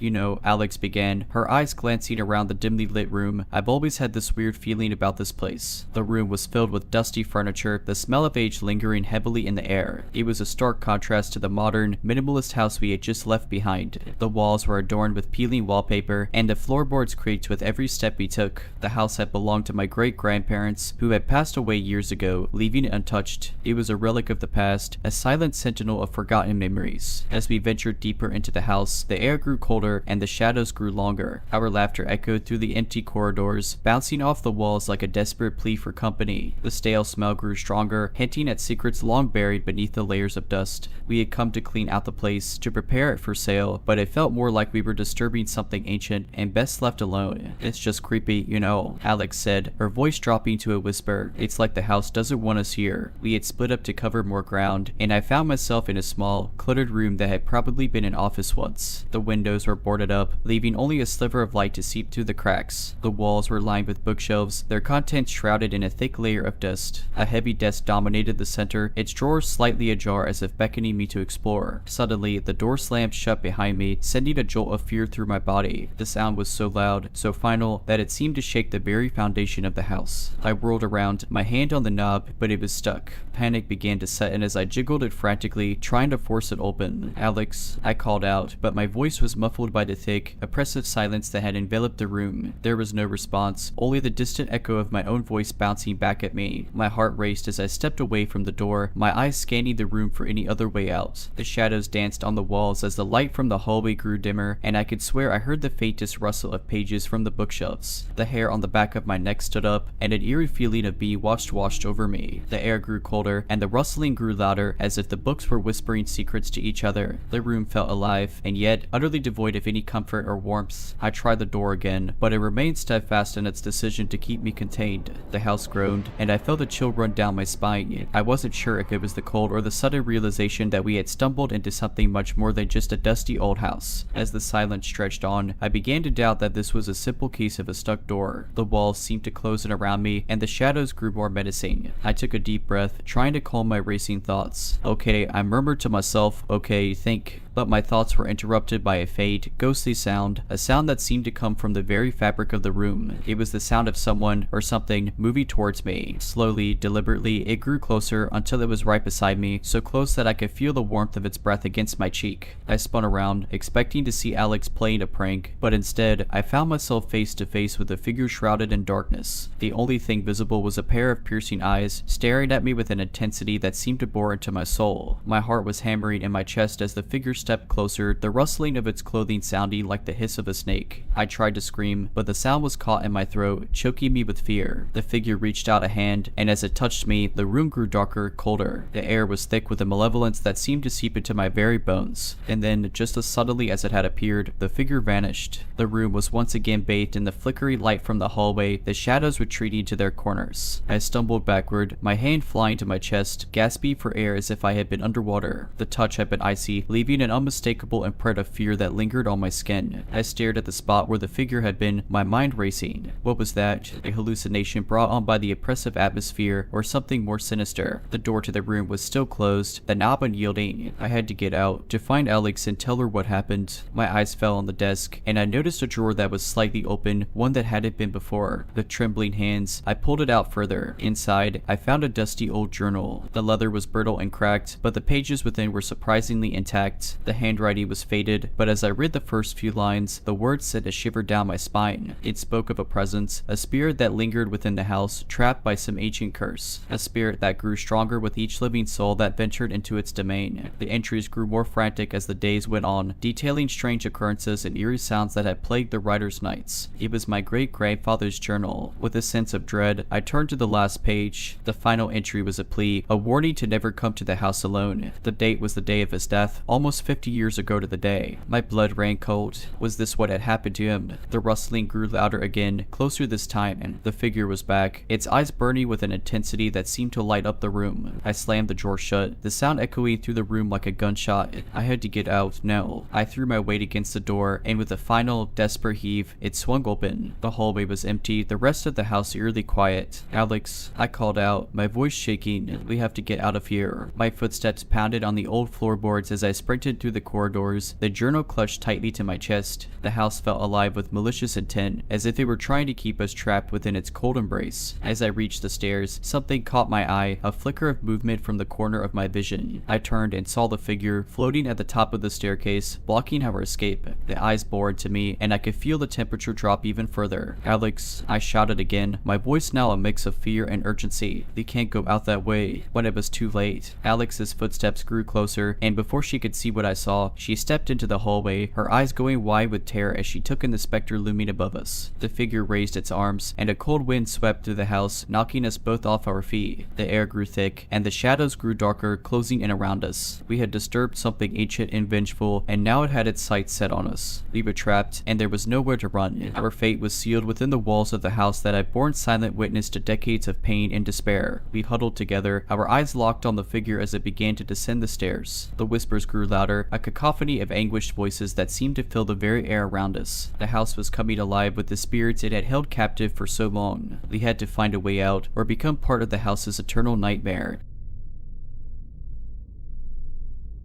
I've always been a night owl. Something about the world being quiet and still at night makes me feel at ease. My apartment complex backs up to a small wooded area with a jogging path that loops around the neighborhood. Even though I knew better, I liked taking late night walks there to clear my head. It was around 11:30 p.m. on a Friday when I decided to head out. I had my earbuds in, listening to my usual true crime podcast. The path was dimly lit by a few sparse streetlights, but I'd walked it so many times I could practically do it blindfolded. About 5 minutes in, I noticed something strange. There was a faint rustling noise coming from the trees to my left. I told myself it was probably a raccoon or maybe just the wind. Still, I couldn't shake the feeling that I was being watched. I turned off my podcast and scanned the area, but the woods were pitch black. I shrugged it off and kept walking. That's when I noticed him. About 20 feet ahead, standing just barely within the glow of a streetlight, was a man. He wasn't jogging or even walking. He was just standing there, completely still, facing me. I froze. He didn't move. I thought maybe he was looking at his phone or tying his shoe, but something about his posture felt wrong. I took a step forward, and he stepped back, retreating into the shadows. A chill ran down my spine. I decided to turn around and head home. As I walked back, I kept glancing over my shoulder. That's when I saw him again, this time much closer. He was following me. My heart was pounding. I started walking faster, and so did he. I could hear his footsteps echoing mine, deliberate and heavy. I was too far from my apartment to run for it, so I did the next best thing. I called 911. 911, what's your emergency?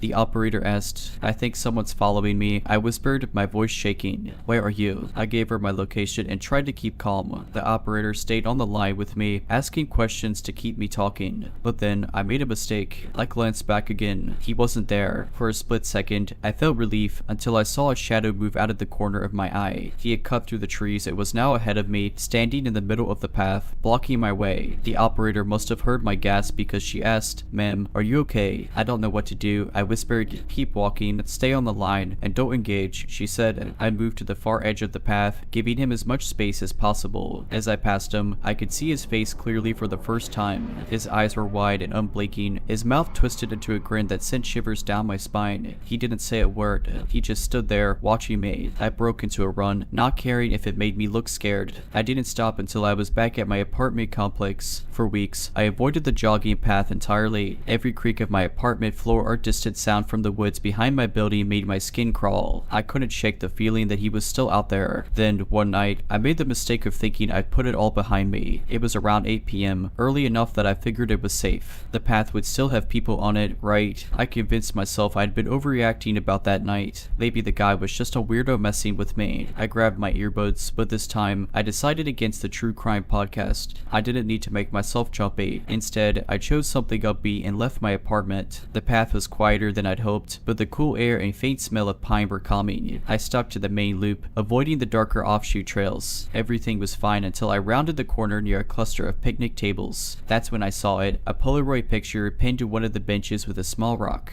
Curiosity got the better of me. I picked it up. It was a photo of me, from behind, taken the night I was followed. My stomach turned as I noticed a handwritten note scribbled on the back. You looked scared. I liked that. I dropped the photo and stumbled back, scanning the area. I felt exposed, like eyes were on me again. I pulled out my phone and dialed 911, my hands trembling. 911, what's your emergency? He's back. I stammered. He left a photo of me. The operator asked for my location, and I gave it to her while retreating to the nearest street light. I felt safer in the glow of the light, but couldn't shake the overwhelming paranoia. The police arrived within minutes, and I handed over the photo. The officer examined it and frowned. Where exactly did you find this? I pointed to the picnic table, but the officer's face hardened as he looked past me. There's another one, he said. I turned to see a second Polaroid pinned to a tree a few feet away. I didn't want to look at it, but the officer retrieved it. This one was of me standing at the streetlight moments earlier, phone in hand. It had just been taken. I felt my knees go weak. He'd sir, right now. The officers immediately called for backup and started searching the area. They instructed me to stay put by the squad car, but all I could do was scan the tree line, waiting for him to appear. After about an hour, the officers returned. They hadn't found anyone but assured me they'd continue patrolling the area. One of them walked me back to my apartment, where I locked every door and window. That night, I barely slept. Every sound felt like a threat. I thought about moving, but money was tight and breaking my lease wasn't an option. Then, a week later, I found a small envelope taped to my door. Inside was another Polaroid. This one was of me, asleep in my bed. I didn't call the police this time. I didn't pack a bag or even lock the door behind me. I just left. I drove to a friend's house 2 towns over and crashed on their couch. I didn't tell them the full story, just enough for them to let me stay. The next morning, I called my landlord, broke my lease, and moved out. I don't know who he was or what he wanted, but to the man with the Polaroid camera, I hope you never find me again. Let's not meet, ever.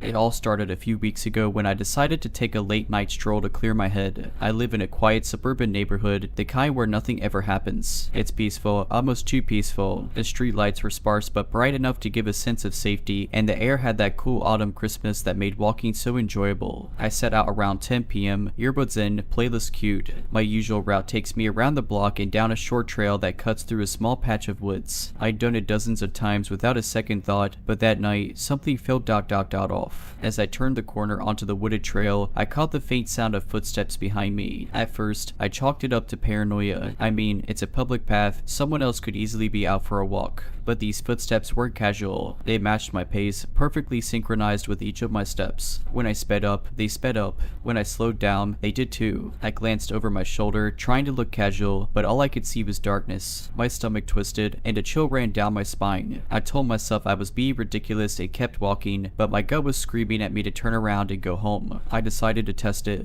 I stopped abruptly and pretended to adjust my shoe. The footsteps behind me stopped too. My heart was pounding so loudly I was sure whoever it was could hear it. I stood up and started walking again, faster this time. The footsteps resumed, quicker now, as if they were closing the distance. That's when I broke into a run. I'm not a runner, but adrenaline is a hell of a motivator. I tore down the path, my lungs burning and my ears straining for any sound behind me. I didn't dare look back. I burst out of the woods and onto the main road, where the streetlights seemed impossibly bright. Only then did I risk a glance back. The trail was empty. Whoever had been following me was gone, or maybe they'd never left the woods. I didn't stick around to find out. When I got home, I locked every door and window and double-checked them all twice. I didn't sleep that night. The next morning, I convinced myself it had all been in my head. Maybe it was just an overactive imagination or some harmless coincidence. But a few days later, I found something that changed everything. I was taking out the trash when I noticed something wedged under my doormat. It was a Polaroid photo, old and slightly crumpled. The picture was of me, taken from behind, walking on that same wooded trail. Scrawled on the bottom edge in smudged black ink were the words, "You're fast, but I'll catch you." I haven't gone for a walk since. I've installed cameras around my house and started carrying pepper spray. I'd like to think it's over, that whoever left that photo has moved on. But sometimes, late at night, I swear I hear footsteps outside my window. 2 nights ago, I woke up to a soft tapping sound. At first, I thought it was a branch brushing against the house, but as I became more awake, I realized it was deliberate. A slow, rhythmic tap coming from my bedroom window. My curtains were drawn, and for a moment, I debated just staying in bed and pretending I didn't hear it. But curiosity, or maybe stupidity, got the better of me. I crept to the window and peeked through a small gap in the curtain. My breath caught in my throat. There, illuminated by the faint glow of the streetlight, was a figure standing just a few feet from my window. They were wearing a hoodie, the hood pulled up, obscuring their face. But what really terrified me was their hand, raised and tapping on the glass with a single finger. I stumbled backward, my heart racing, and grabbed my phone to call the police. When I looked back at the window, they were gone. The police arrived quickly, but of course, there was no sign of anyone. They assured me they'd patrol the area and advised me to stay vigilant. Yesterday morning, I found another Polaroid tucked under my windshield wiper. This one was taken from outside my house, looking directly into my living room window. The words this time read, "You looked scared." I like that. I've since packed a bag and am staying with a friend across town. My house feels like it's no longer mine, like it's been invaded by something. Someone, I don't know what they want or why they fixated on me, but one thing is clear, they're not going to stop. Last night at my friend's house, I woke up to a notification on my phone. The motion-activated camera I'd installed outside my house had picked something up. Hesitating, I opened the app and saw a live feed of my front porch. The same figure stood there, hood up, holding another Polaroid. This time, they weren't trying to hide their face. The hood was pushed back just enough to reveal a wide, unsettling grin. They held the photo up to the camera for a few seconds, then carefully placed it under the welcome mat and walked away. I couldn't make out all the details of the photo, but I saw enough to know it was taken through the window of my friend's house, of me sleeping on the couch. I didn't sleep for the rest of the night. I'm considering going to stay with family in another state, but deep down, I'm terrified that no matter where I go, they'll find me. If they could track me to my friend's house, what's stopping them from following me anywhere? This morning, as I was preparing to leave, I noticed something odd on the motion camera feed. The figure had returned, but this time they weren't alone. A second person, similarly dressed, stood with them. They didn't knock or leave another photo. Instead, they both stared directly into the camera for a solid 5 minutes. Then they turned and walked away without a sound. I've decided I can't stay here any longer. As I write this, I'm sitting in a motel room several towns over, but even here, I can't shake the feeling that I'm being watched. Every creak of the building or shuffle of feet in the hallway sends my heart racing. I've started receiving texts from an unknown number. Each message contains a single word, forming a sentence over time. The latest one said, "You run, but we'll follow." Just when I thought it couldn't get any worse, the motel phone rang at 2 a.m. last night. The sound shattered the silence, and my hand shook as I picked it up.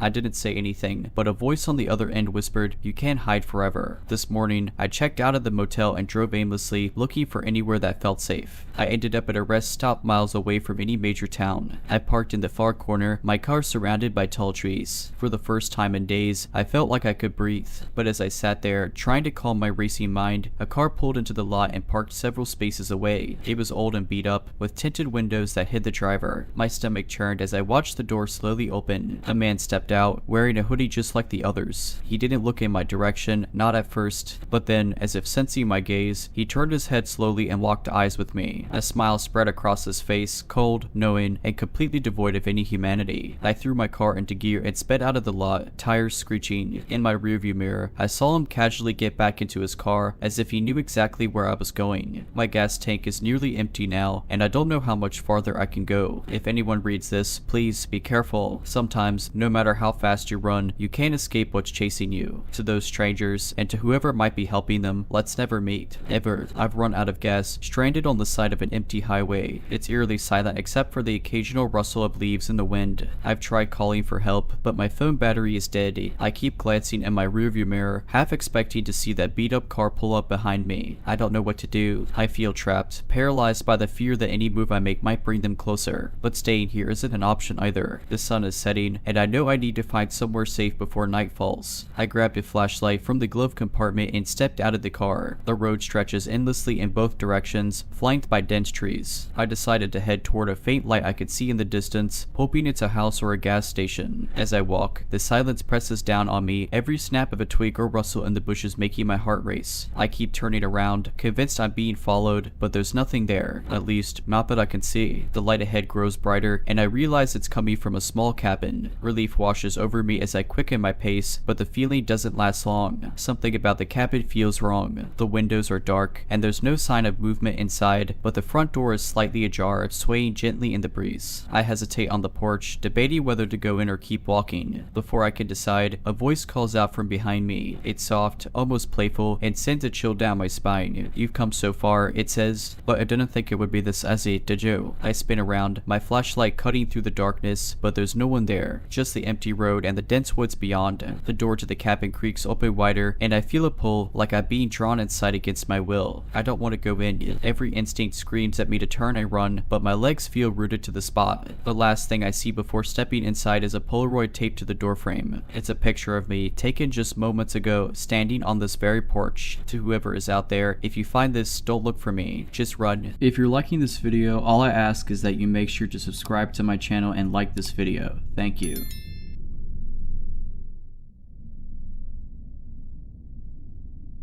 It was just supposed to be a quick run to the convenience store down the street. I had forgotten to grab milk earlier in the day, and I figured a 5-minute trip couldn't hurt. It was around 9 p.m., dark but not unusually late, and I didn't feel any particular sense of unease as I walked out the door. The store was practically empty, save for the cashier and a man browsing the candy aisle. I grabbed the milk, paid quickly, and headed back out into the cool night air. The walk home was quiet. The streets in my neighborhood always seemed deserted after sundown. About halfway home, I started to notice a faint sound behind me. At first, I thought it might be my own footsteps echoing in the silence, but then I realized it didn't match my rhythm. Someone was following me. I turned my head slightly to glance over my shoulder. A man, maybe the same one from the store, was about 50 feet behind me. He wasn't running or trying to catch up, just walking at a steady pace, hands in his pockets, head slightly tilted down. My stomach twisted, but I told myself it was a coincidence. He was probably just going the same way. I sped up slightly, hoping to create some distance, but when I glanced back again, he had quickened his his pace too. My palms started to sweat as I picked up the pace even more. I wasn't far from my house now, just 3 blocks, but the sense of safety I usually felt in my neighborhood was nowhere to be found. I turned the corner onto my street and, without looking back, broke into a jog. My house came into view, and I reached into my pocket to grab my keys, fumbling as I ran up the driveway. My fingers finally found the right one, and I unlocked the door, slamming it shut behind me and throwing the deadbolt into place. I stood there for a moment, my back pressed against the door, breathing hard. I didn't hear footsteps anymore, but I wasn't convinced he was gone. I peeked out through the peephole, but the porch was empty. Maybe he had just kept walking, I thought, trying to calm my racing heart. That's when I heard it, a soft, deliberate knock on the door. I froze. I hadn't seen him approach. How could he be there now? Another knock, this one louder. My hand shook as I reached for my phone and dialed 911. I whispered to the operator, explaining that someone was outside my house, but before they could respond, I heard a voice through the door. Why did you run? It was low, almost calm, but something about it chilled me to the bone. I just wanted to talk. The operator's voice on the other end snapped me out of my panic, and I told them someone was trying to get into my house. They assured me officers were on the way, but those minutes felt like hours. The man knocked again, harder this time, and the doorknob rattled. My entire body was trembling. Then, suddenly, the knocking stopped. I pressed my ear to the door, straining to hear anything, but the night had gone eerily quiet. I stayed there, frozen, until I saw the red and blue lights of the patrol car flash through the windows. The police searched the area but didn't find anyone. They took my statement and promised to keep an eye on the neighborhood. For weeks after that, I couldn't shake the feeling that someone was watching me. Every creak of the house, every shadow outside my window sent me into a panic. I've since moved to a new place and installed every security feature I could think of. But sometimes, late at night, I swear I hear a faint knock on the door, and it all comes flooding back. A few nights ago, I woke up to my phone buzzing on the nightstand. Groggy, I reached for it, thinking it was a spam call or notification. But when I looked at the screen, my blood ran cold.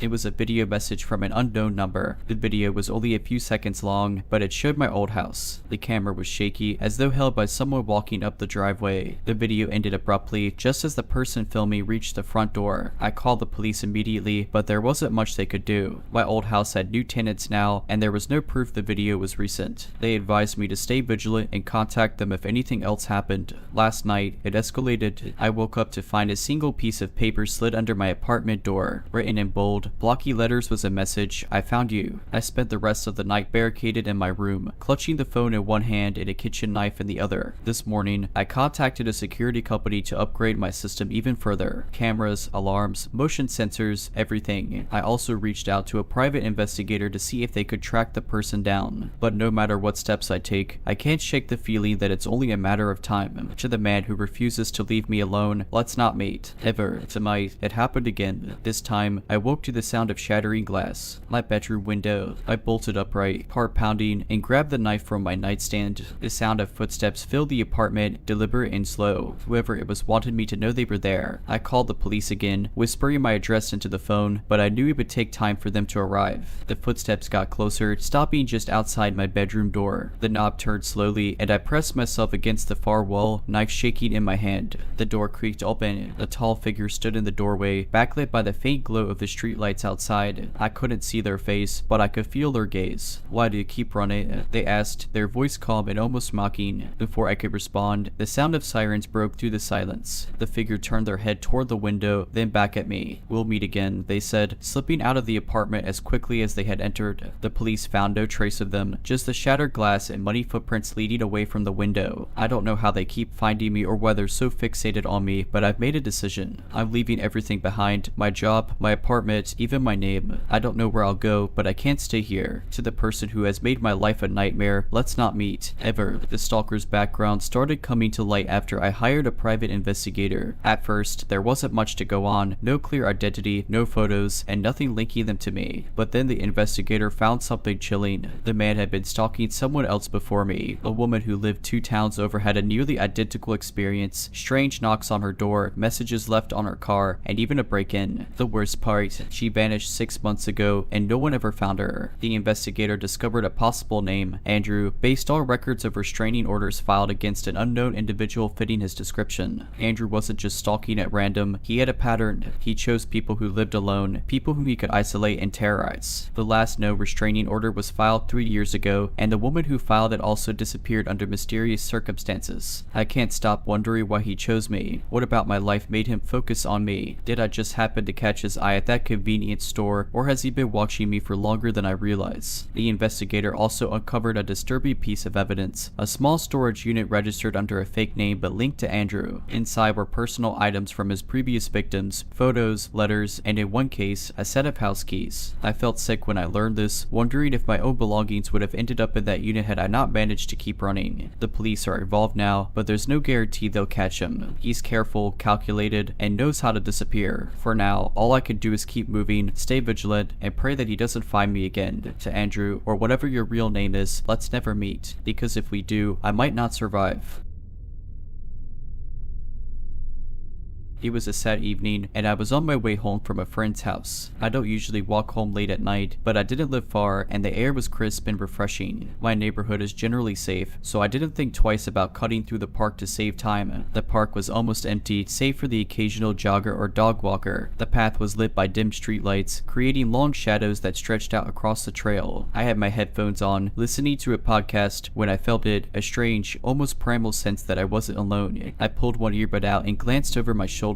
A man, maybe in his 40s, was walking about 20 feet behind me. He had on a heavy coat and a baseball cap pulled low over his face. Nothing about him screamed danger, but something felt off. I decided to keep walking, picking up my pace slightly, hoping he was just out for an evening stroll. But when I glanced back a minute later, he was still there, closer now, and his pace had matched mine. My heart started to race as I realized this wasn't a coincidence. I veered off the main path, heading toward a small side trail that led back to the street. It was darker there, but I figured it would bring me closer to the main road where I could find help if I needed it. The man followed. At this point, I was walking so fast it was almost a jog, my hand clutching my phone in my pocket. I turned my head quickly to look behind me, and that's when I saw it. He wasn't just walking anymore. He was running. Panic set in, and I took off at a full sprint. My lungs burned, and my legs felt like jelly as I pushed myself harder than I ever had before. I could hear his footsteps pounding on the trail behind me, getting closer and closer. I burst out of the trail and onto the sidewalk, nearly colliding with a couple walking their dog. I gasped out, "Help, he's following me." The couple turned just in time to see the man stop abruptly, his face hidden in the shadows. He didn't say a word. He just stood there for a moment before turning around and disappearing back into the park. The couple walked me home, and I reported the incident to the police, but they couldn't do much with the vague description I gave them. For weeks after that, I couldn't shake the feeling that I was being watched. Every shadow, every creak of the floorboards sent me into a panic. One morning, I found something that made my blood run cold. A Polaroid picture slipped under my door. It was a photo of me taken from outside my bedroom window. On the back, written in messy, jagged handwriting, were the words, "See you soon." I moved out of that apartment the very next day. For a while, I felt safe again. My new apartment was on the 3rd floor of a secured building with cameras and a front desk that monitored everyone who came in. I even changed my routines. No more late night walks or predictable routes home. But a sense of unease still lingered, like a shadow I couldn't shake. A few months later, I received a package at work. It was strange because I hadn't ordered anything, and no one at the office mentioned sending me a gift. The package was plain, brown, and unmarked except for my name and the return address, which was blank. Curious but cautious, I opened it. Inside was a single item, a key. There was no note, no explanation, just an ordinary house key taped to a piece of cardboard. My stomach dropped as I stared at it, trying to make sense of what it meant. That night, I couldn't sleep. I kept imagining that someone, somewhere, was unlocking a door. My door. I checked and rechecked the locks, even pushing a chair under the handle for good measure. But the feeling wouldn't go away. The next morning, I took the key to a locksmith, hoping they could tell me something about it. They examined it briefly and said it looked like a generic copy, nothing special. But then, the locksmith said something that chilled me. This kind of key is usually made to fit old locks. You don't have an old lock at your place, do you? I shook my head, feeling sick. If it wasn't for my apartment, then what was it for? 2 nights later, I got my answer. I woke up to the sound of metal scraping against metal. It was faint at first, but then it became clear someone was trying to unlock my door. I bolted upright, my heart pounding. The security system hadn't triggered, which meant whoever it was had a key. I crept to the door and looked through the peephole. There he was, the man from the park, the one I thought I'd escaped. He was hunched over, fiddling with the lock, his face partially obscured by the brim of his baseball cap. My blood turned to ice. I grabbed my phone and dialed 911, whispering to the operator what was happening. They told me to stay quiet and wait for the police police to arrive. I clutched the phone tightly, my eyes never leaving the peephole. The man seemed to sense something because he stopped, looked directly at the door, and then at the peephole as if he knew I was watching. A smile spread across his face. He raised his hand and pressed something against the peephole, a Polaroid photo. I couldn't see what was on it, but the gesture was enough to paralyze me with fear. The sound of sirens finally broke the tension. He turned and walked away calmly, disappearing down the hallway just as the police arrived. They searched the area but found no sign of him. When they retrieved the photo from the door, I felt my knees give out. It was a picture of me asleep in my bed, taken from inside my apartment. I've moved again since then, but I'm haunted by the idea that he's still out there, watching, waiting. Last week, I received another package. This time, it wasn't left at work. It was on the doorstep of my new apartment. The package contained a small notebook. Its pages were filled with messy, erratic handwriting, detailing moments of my life that only someone watching me would know. Times I left for work, what I wore, conversations I had on the phone. There were even sketches of me, crude but unmistakable. The final page had a single message scrawled across it: "You can't run forever." I've reported everything to the police, but there's still no trace of him. I'm preparing to move again, further this time, to a place where I hope he can't follow. But deep down, I know he'll find me. He always does. Last night, as I was packing my things, I heard a knock at the door. This time, it wasn't the deliberate, eerie knocking he'd done before. It was frantic, loud, and desperate. My stomach turned as I crept toward the door, knife in hand, and peeked through the peephole. It wasn't him.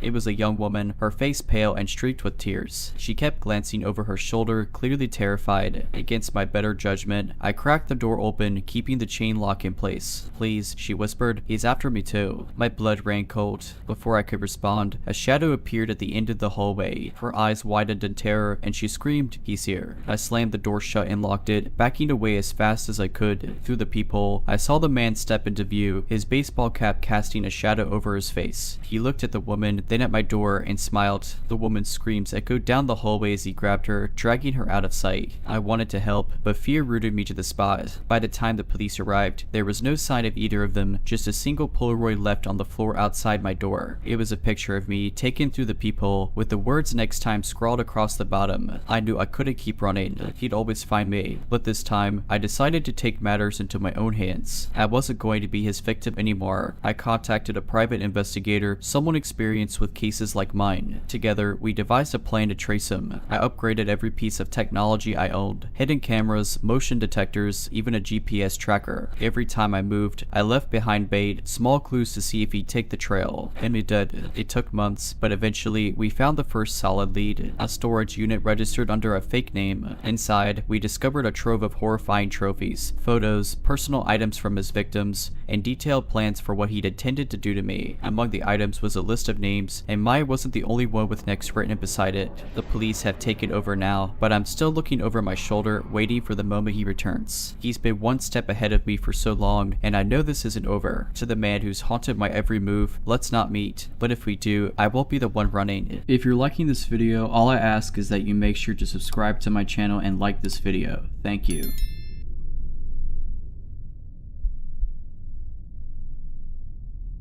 I've always considered myself a pretty cautious person. I lock my doors religiously, triple check my car when I leave it, and never let strangers too close. But none of that prepared me for what happened last fall. It started with something small, a note left on my car. I parked in my usual spot at the apartment complex, and when I got back from work, there was a folded piece of paper tucked under my windshield wiper. It read, "You're beautiful when you're focused. Can't wait to see you again." I thought it was weird, but brushed it off as a one-off creepy gesture. Maybe it was a prank or someone mistaking my car for someone else's. I threw the note away and didn't give it much thought. A week later, I found another note. This one wasn't playful, it was chilling. "I saw you in the red sweater today. You look even better up close." My stomach dropped. I'd worn a red sweater to work that day. Someone was watching me. I reported it to the apartment management, but they said there wasn't much they could do without proof. They offered to review the parking lot cameras, but they didn't find anything unusual. I felt trapped, exposed in my own home. Things escalated quickly after that. I started noticing small signs that someone had been near my apartment. A smudge on my window, a faint scratch on the lock. One night, I came home to find my patio chair moved directly under my bedroom window. That was the night I called the police. They took my report seriously and increased patrols in the area, but there wasn't much else they could do. The officers told me to keep my doors locked, be vigilant, and call if anything suspicious happened again. The real terror came about 2 weeks later. I woke up in the middle of the night to the sound of creaking wood. At first, I thought it was the usual noises of the old building, but then I heard it again, closer. Someone was inside. My heart raced as I reached for my phone. I tried to stay quiet, hoping whoever it was wouldn't come near my bedroom. I could hear slow, deliberate footsteps moving through my living room. My bedroom door didn't have a lock, and I realized I was utterly vulnerable. I called 911, whispering to the dispatcher that someone was in my apartment. They assured me officers were on their way, but every second felt like an eternity. The footsteps stopped, and I held my breath, praying they wouldn't try to open the door. Then I heard a voice, low and calm, on the other side of the door. "Why are you hiding?" "I just want to talk." I thought I was going to pass out from sheer terror. My hand shook as I held the phone, whispering to the dispatcher that the person was right outside my room. I heard the sound of sirens in the distance, and then, mercifully, the footsteps retreated. By the time the police arrived, the intruder was gone. They found the front door lock had been picked and footprints leading away from my patio. The officer told me the person likely fled when they heard the sirens. I moved out the very next day, packed what I could fit in my car and left town, staying with friends until I could find a new place. It's been months now, and I've done everything I can to protect myself. New locks, cameras, alarms, you name it. But the fear followed me. 2 nights ago, I was settling into bed when I heard a noise outside my window. My new apartment is on the 2nd floor, and I'd always felt safer knowing no one could reach it easily. But when I pulled back the curtain, my blood ran cold. A ladder was propped against the wall, leading straight to my window. At the top, a man stood staring at me through the glass. It was him.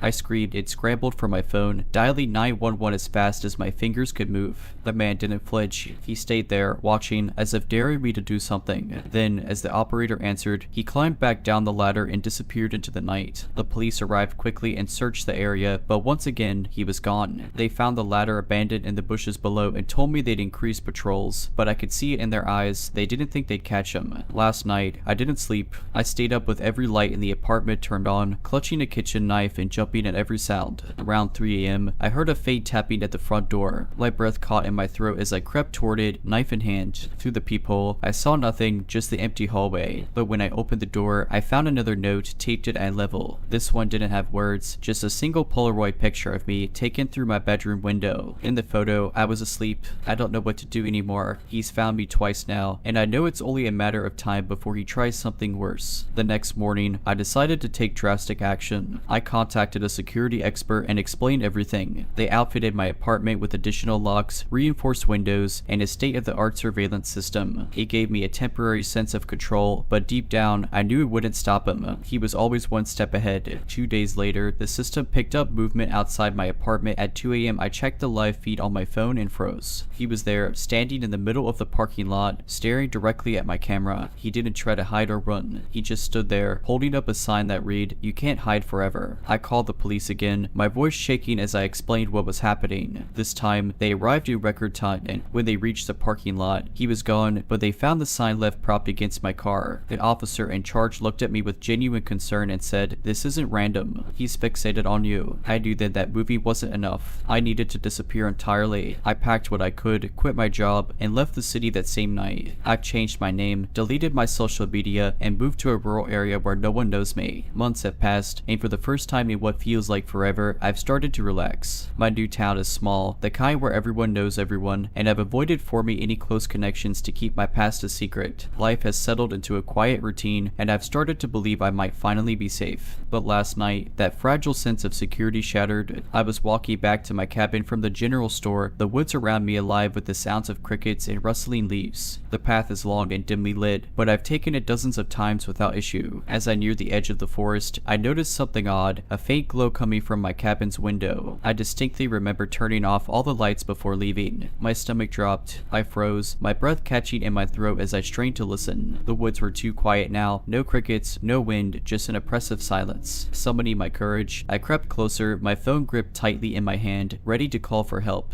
When I reached the window, I peered inside. The glow was coming from a single candle placed on the dining table. Next to it was an envelope with my name scrawled across the front in messy, familiar handwriting. He had found me. I didn't go inside. I ran back to the store, my heart pounding, and called the police. By the time they arrived, the candle had burned out, and the envelope was gone. There was no sign of him, no sign he'd ever been there, but I know what I saw. The officers assured me they'd patrol the area, but their words felt hollow. He's out there, watching, waiting, and this time, I don't think he plans to leave empty-handed. This morning, I found another Polaroid. It was tucked under my cabin door, just like the others, but this time, it wasn't of me sleeping. It was a picture of me standing in the woods last night, staring staring back at the cabin. Written below it, in the same messy handwriting, was a single word: run. The mystery deepened later that afternoon. While packing my things to leave the cabin for good, I found something else slipped under the doormat, a small USB drive. Against my better judgment, I plugged it into my laptop. On it were dozens of files, photos of me, journal entries written as if from my perspective, and a document titled Phase 2. The file contained detailed plans for my every move, from fleeing the cabin to potential hideouts I consider next. It even included conversations I'd had with locals, suggesting someone had been eavesdropping. One file stood out, a video. When I clicked on it, my blood turned to ice. It was footage of me, filmed from just inside the tree line near the cabin. The video ended abruptly, but before it cut out, I saw something chilling. A figure was crouched in the background, wearing my red sweater from that first note. To the man who has turned my life into a waking nightmare, let's not meet, ever.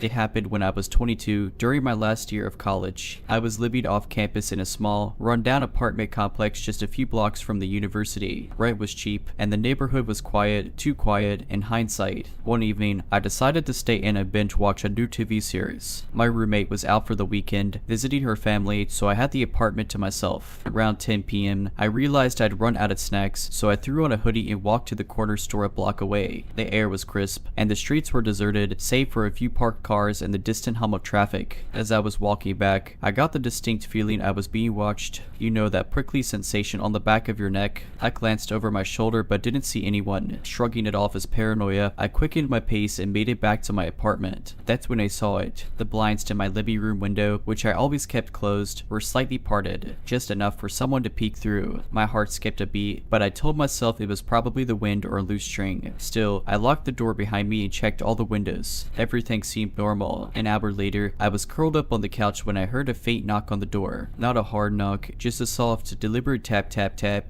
My stomach twisted. It was late, and I wasn't expecting anyone. Who is it? I called out, trying to keep my voice steady. No answer. I grabbed my phone and crept to the peephole. The hallway light flickered, casting eerie shadows, but no one was there. I stood there for a moment, frozen, before deciding to double check the locks. Everything was secure. Then I heard it again. This time, it wasn't a knock, it was the sound of someone jiggling the doorknob. My blood ran cold. I called 911 and whispered to the operator that someone was trying to get into my apartment. They told me to stay on the line and remain quiet. As I backed away from the door, I heard a voice, a low, almost sing-song tone. Why are you hiding? I just want to talk. I couldn't breathe. The operator assured me police were on their way, but it felt like an eternity. The jiggling stopped, and the voice grew more insistent. Come on, don't be rude. Finally, red and blue lights lit up the window, and I heard heavy footsteps in the hallway. The police banged on the door, shouting, "This is the police. Open up." I unlocked the door and flung it open, shaking, but the hallway was empty. The officers searched the building but didn't find anyone. They took my statement and promised to patrol the area. I didn't sleep that night. Every creak and shadow felt like a threat. The next morning, I noticed something chilling. Scratched into the wood of my front door, barely visible, were the words, "I'll be back." I moved out of that apartment 2 weeks later, breaking my lease and staying with friends until I could find a new place. But it didn't stop there. 2 months after moving into my new place, I found a note taped to my car windshield. It was eerily familiar, written in the same handwriting, "Nice to see you again." My stomach sank as I realized whoever it was had found me again. This time, I called the police immediately. They took the note as evidence and told me they'd increased patrols in the area. Still, I couldn't shake the feeling of being watched. That night, I installed cameras around my apartment. I set up motion alerts on my phone and spent the evening glued to the screen, waiting for any sign of movement. Just after midnight, the motion alert went off. My heart pounded as I opened the live feed. There, on the camera facing my front door, was a shadowy figure standing perfectly still. They didn't knock or try the doorknob this time. They just stood there, staring directly into the camera. After a few minutes, they walked away, disappearing into the darkness. The police came again but found nothing. They suggested I stay with someone for a while, but I was too scared to even leave the apartment. For the next week, I barely slept, jumping at every sound and compulsively checking the cameras. Then, one morning, I woke up to find another note slipped under my door. This one was different. It wasn't a threat. It was a single Polaroid photo of me, taken through my bedroom window while I was sleeping. The discovery shook me, but the nightmare didn't end there. 2 nights later, the motion camera sent another alert. This time, it wasn't the front door. The alert came from my bedroom window. When I opened the feed, I saw a hand pressed against the glass, pale and still, as if waiting for a reaction. A moment later, the hand disappeared into the darkness. I stayed frozen, too terrified to move. I didn't sleep that night, and and the next morning, I packed my bags and left. I couldn't stay there anymore. I moved to a new city, somewhere far away, and started fresh. I told myself I'd done everything right this time. I used a fake name on the lease, didn't share my address with anyone I didn't trust, and avoided any patterns that could make me predictable. For a while, it worked. I felt safe again. But then, last week, I found a package on my doorstep. There was no return address. Inside was a single item, a Polaroid camera. Attached to it was a note, written in the same familiar handwriting. It read, "Let's make some new memories." A part of me wanted to destroy the camera, to toss it in the trash and pretend it never existed. But curiosity got the better of me. I loaded the film it came with and took a picture of the empty room, just to see if it worked. The photo developed quickly, and when I looked at it, my blood ran cold. The room wasn't empty. Standing in the corner, barely visible in the shadows, was a figure. Their face was obscured, but I knew it was them. Somehow, they had already found their way inside. I left the camera and the photo behind as I fled the apartment that night. I drove for hours, stopping only when exhaustion forced me to pull into a motel. I'm still here, too afraid to go back, too afraid to stay in one place for long. To the person who refuses to let me go, let's not meet. Alright, but that's it. I hope you enjoyed this video. If you did, make sure to subscribe to my channel, like this video, and comment something down below. But as always, Have a nice day.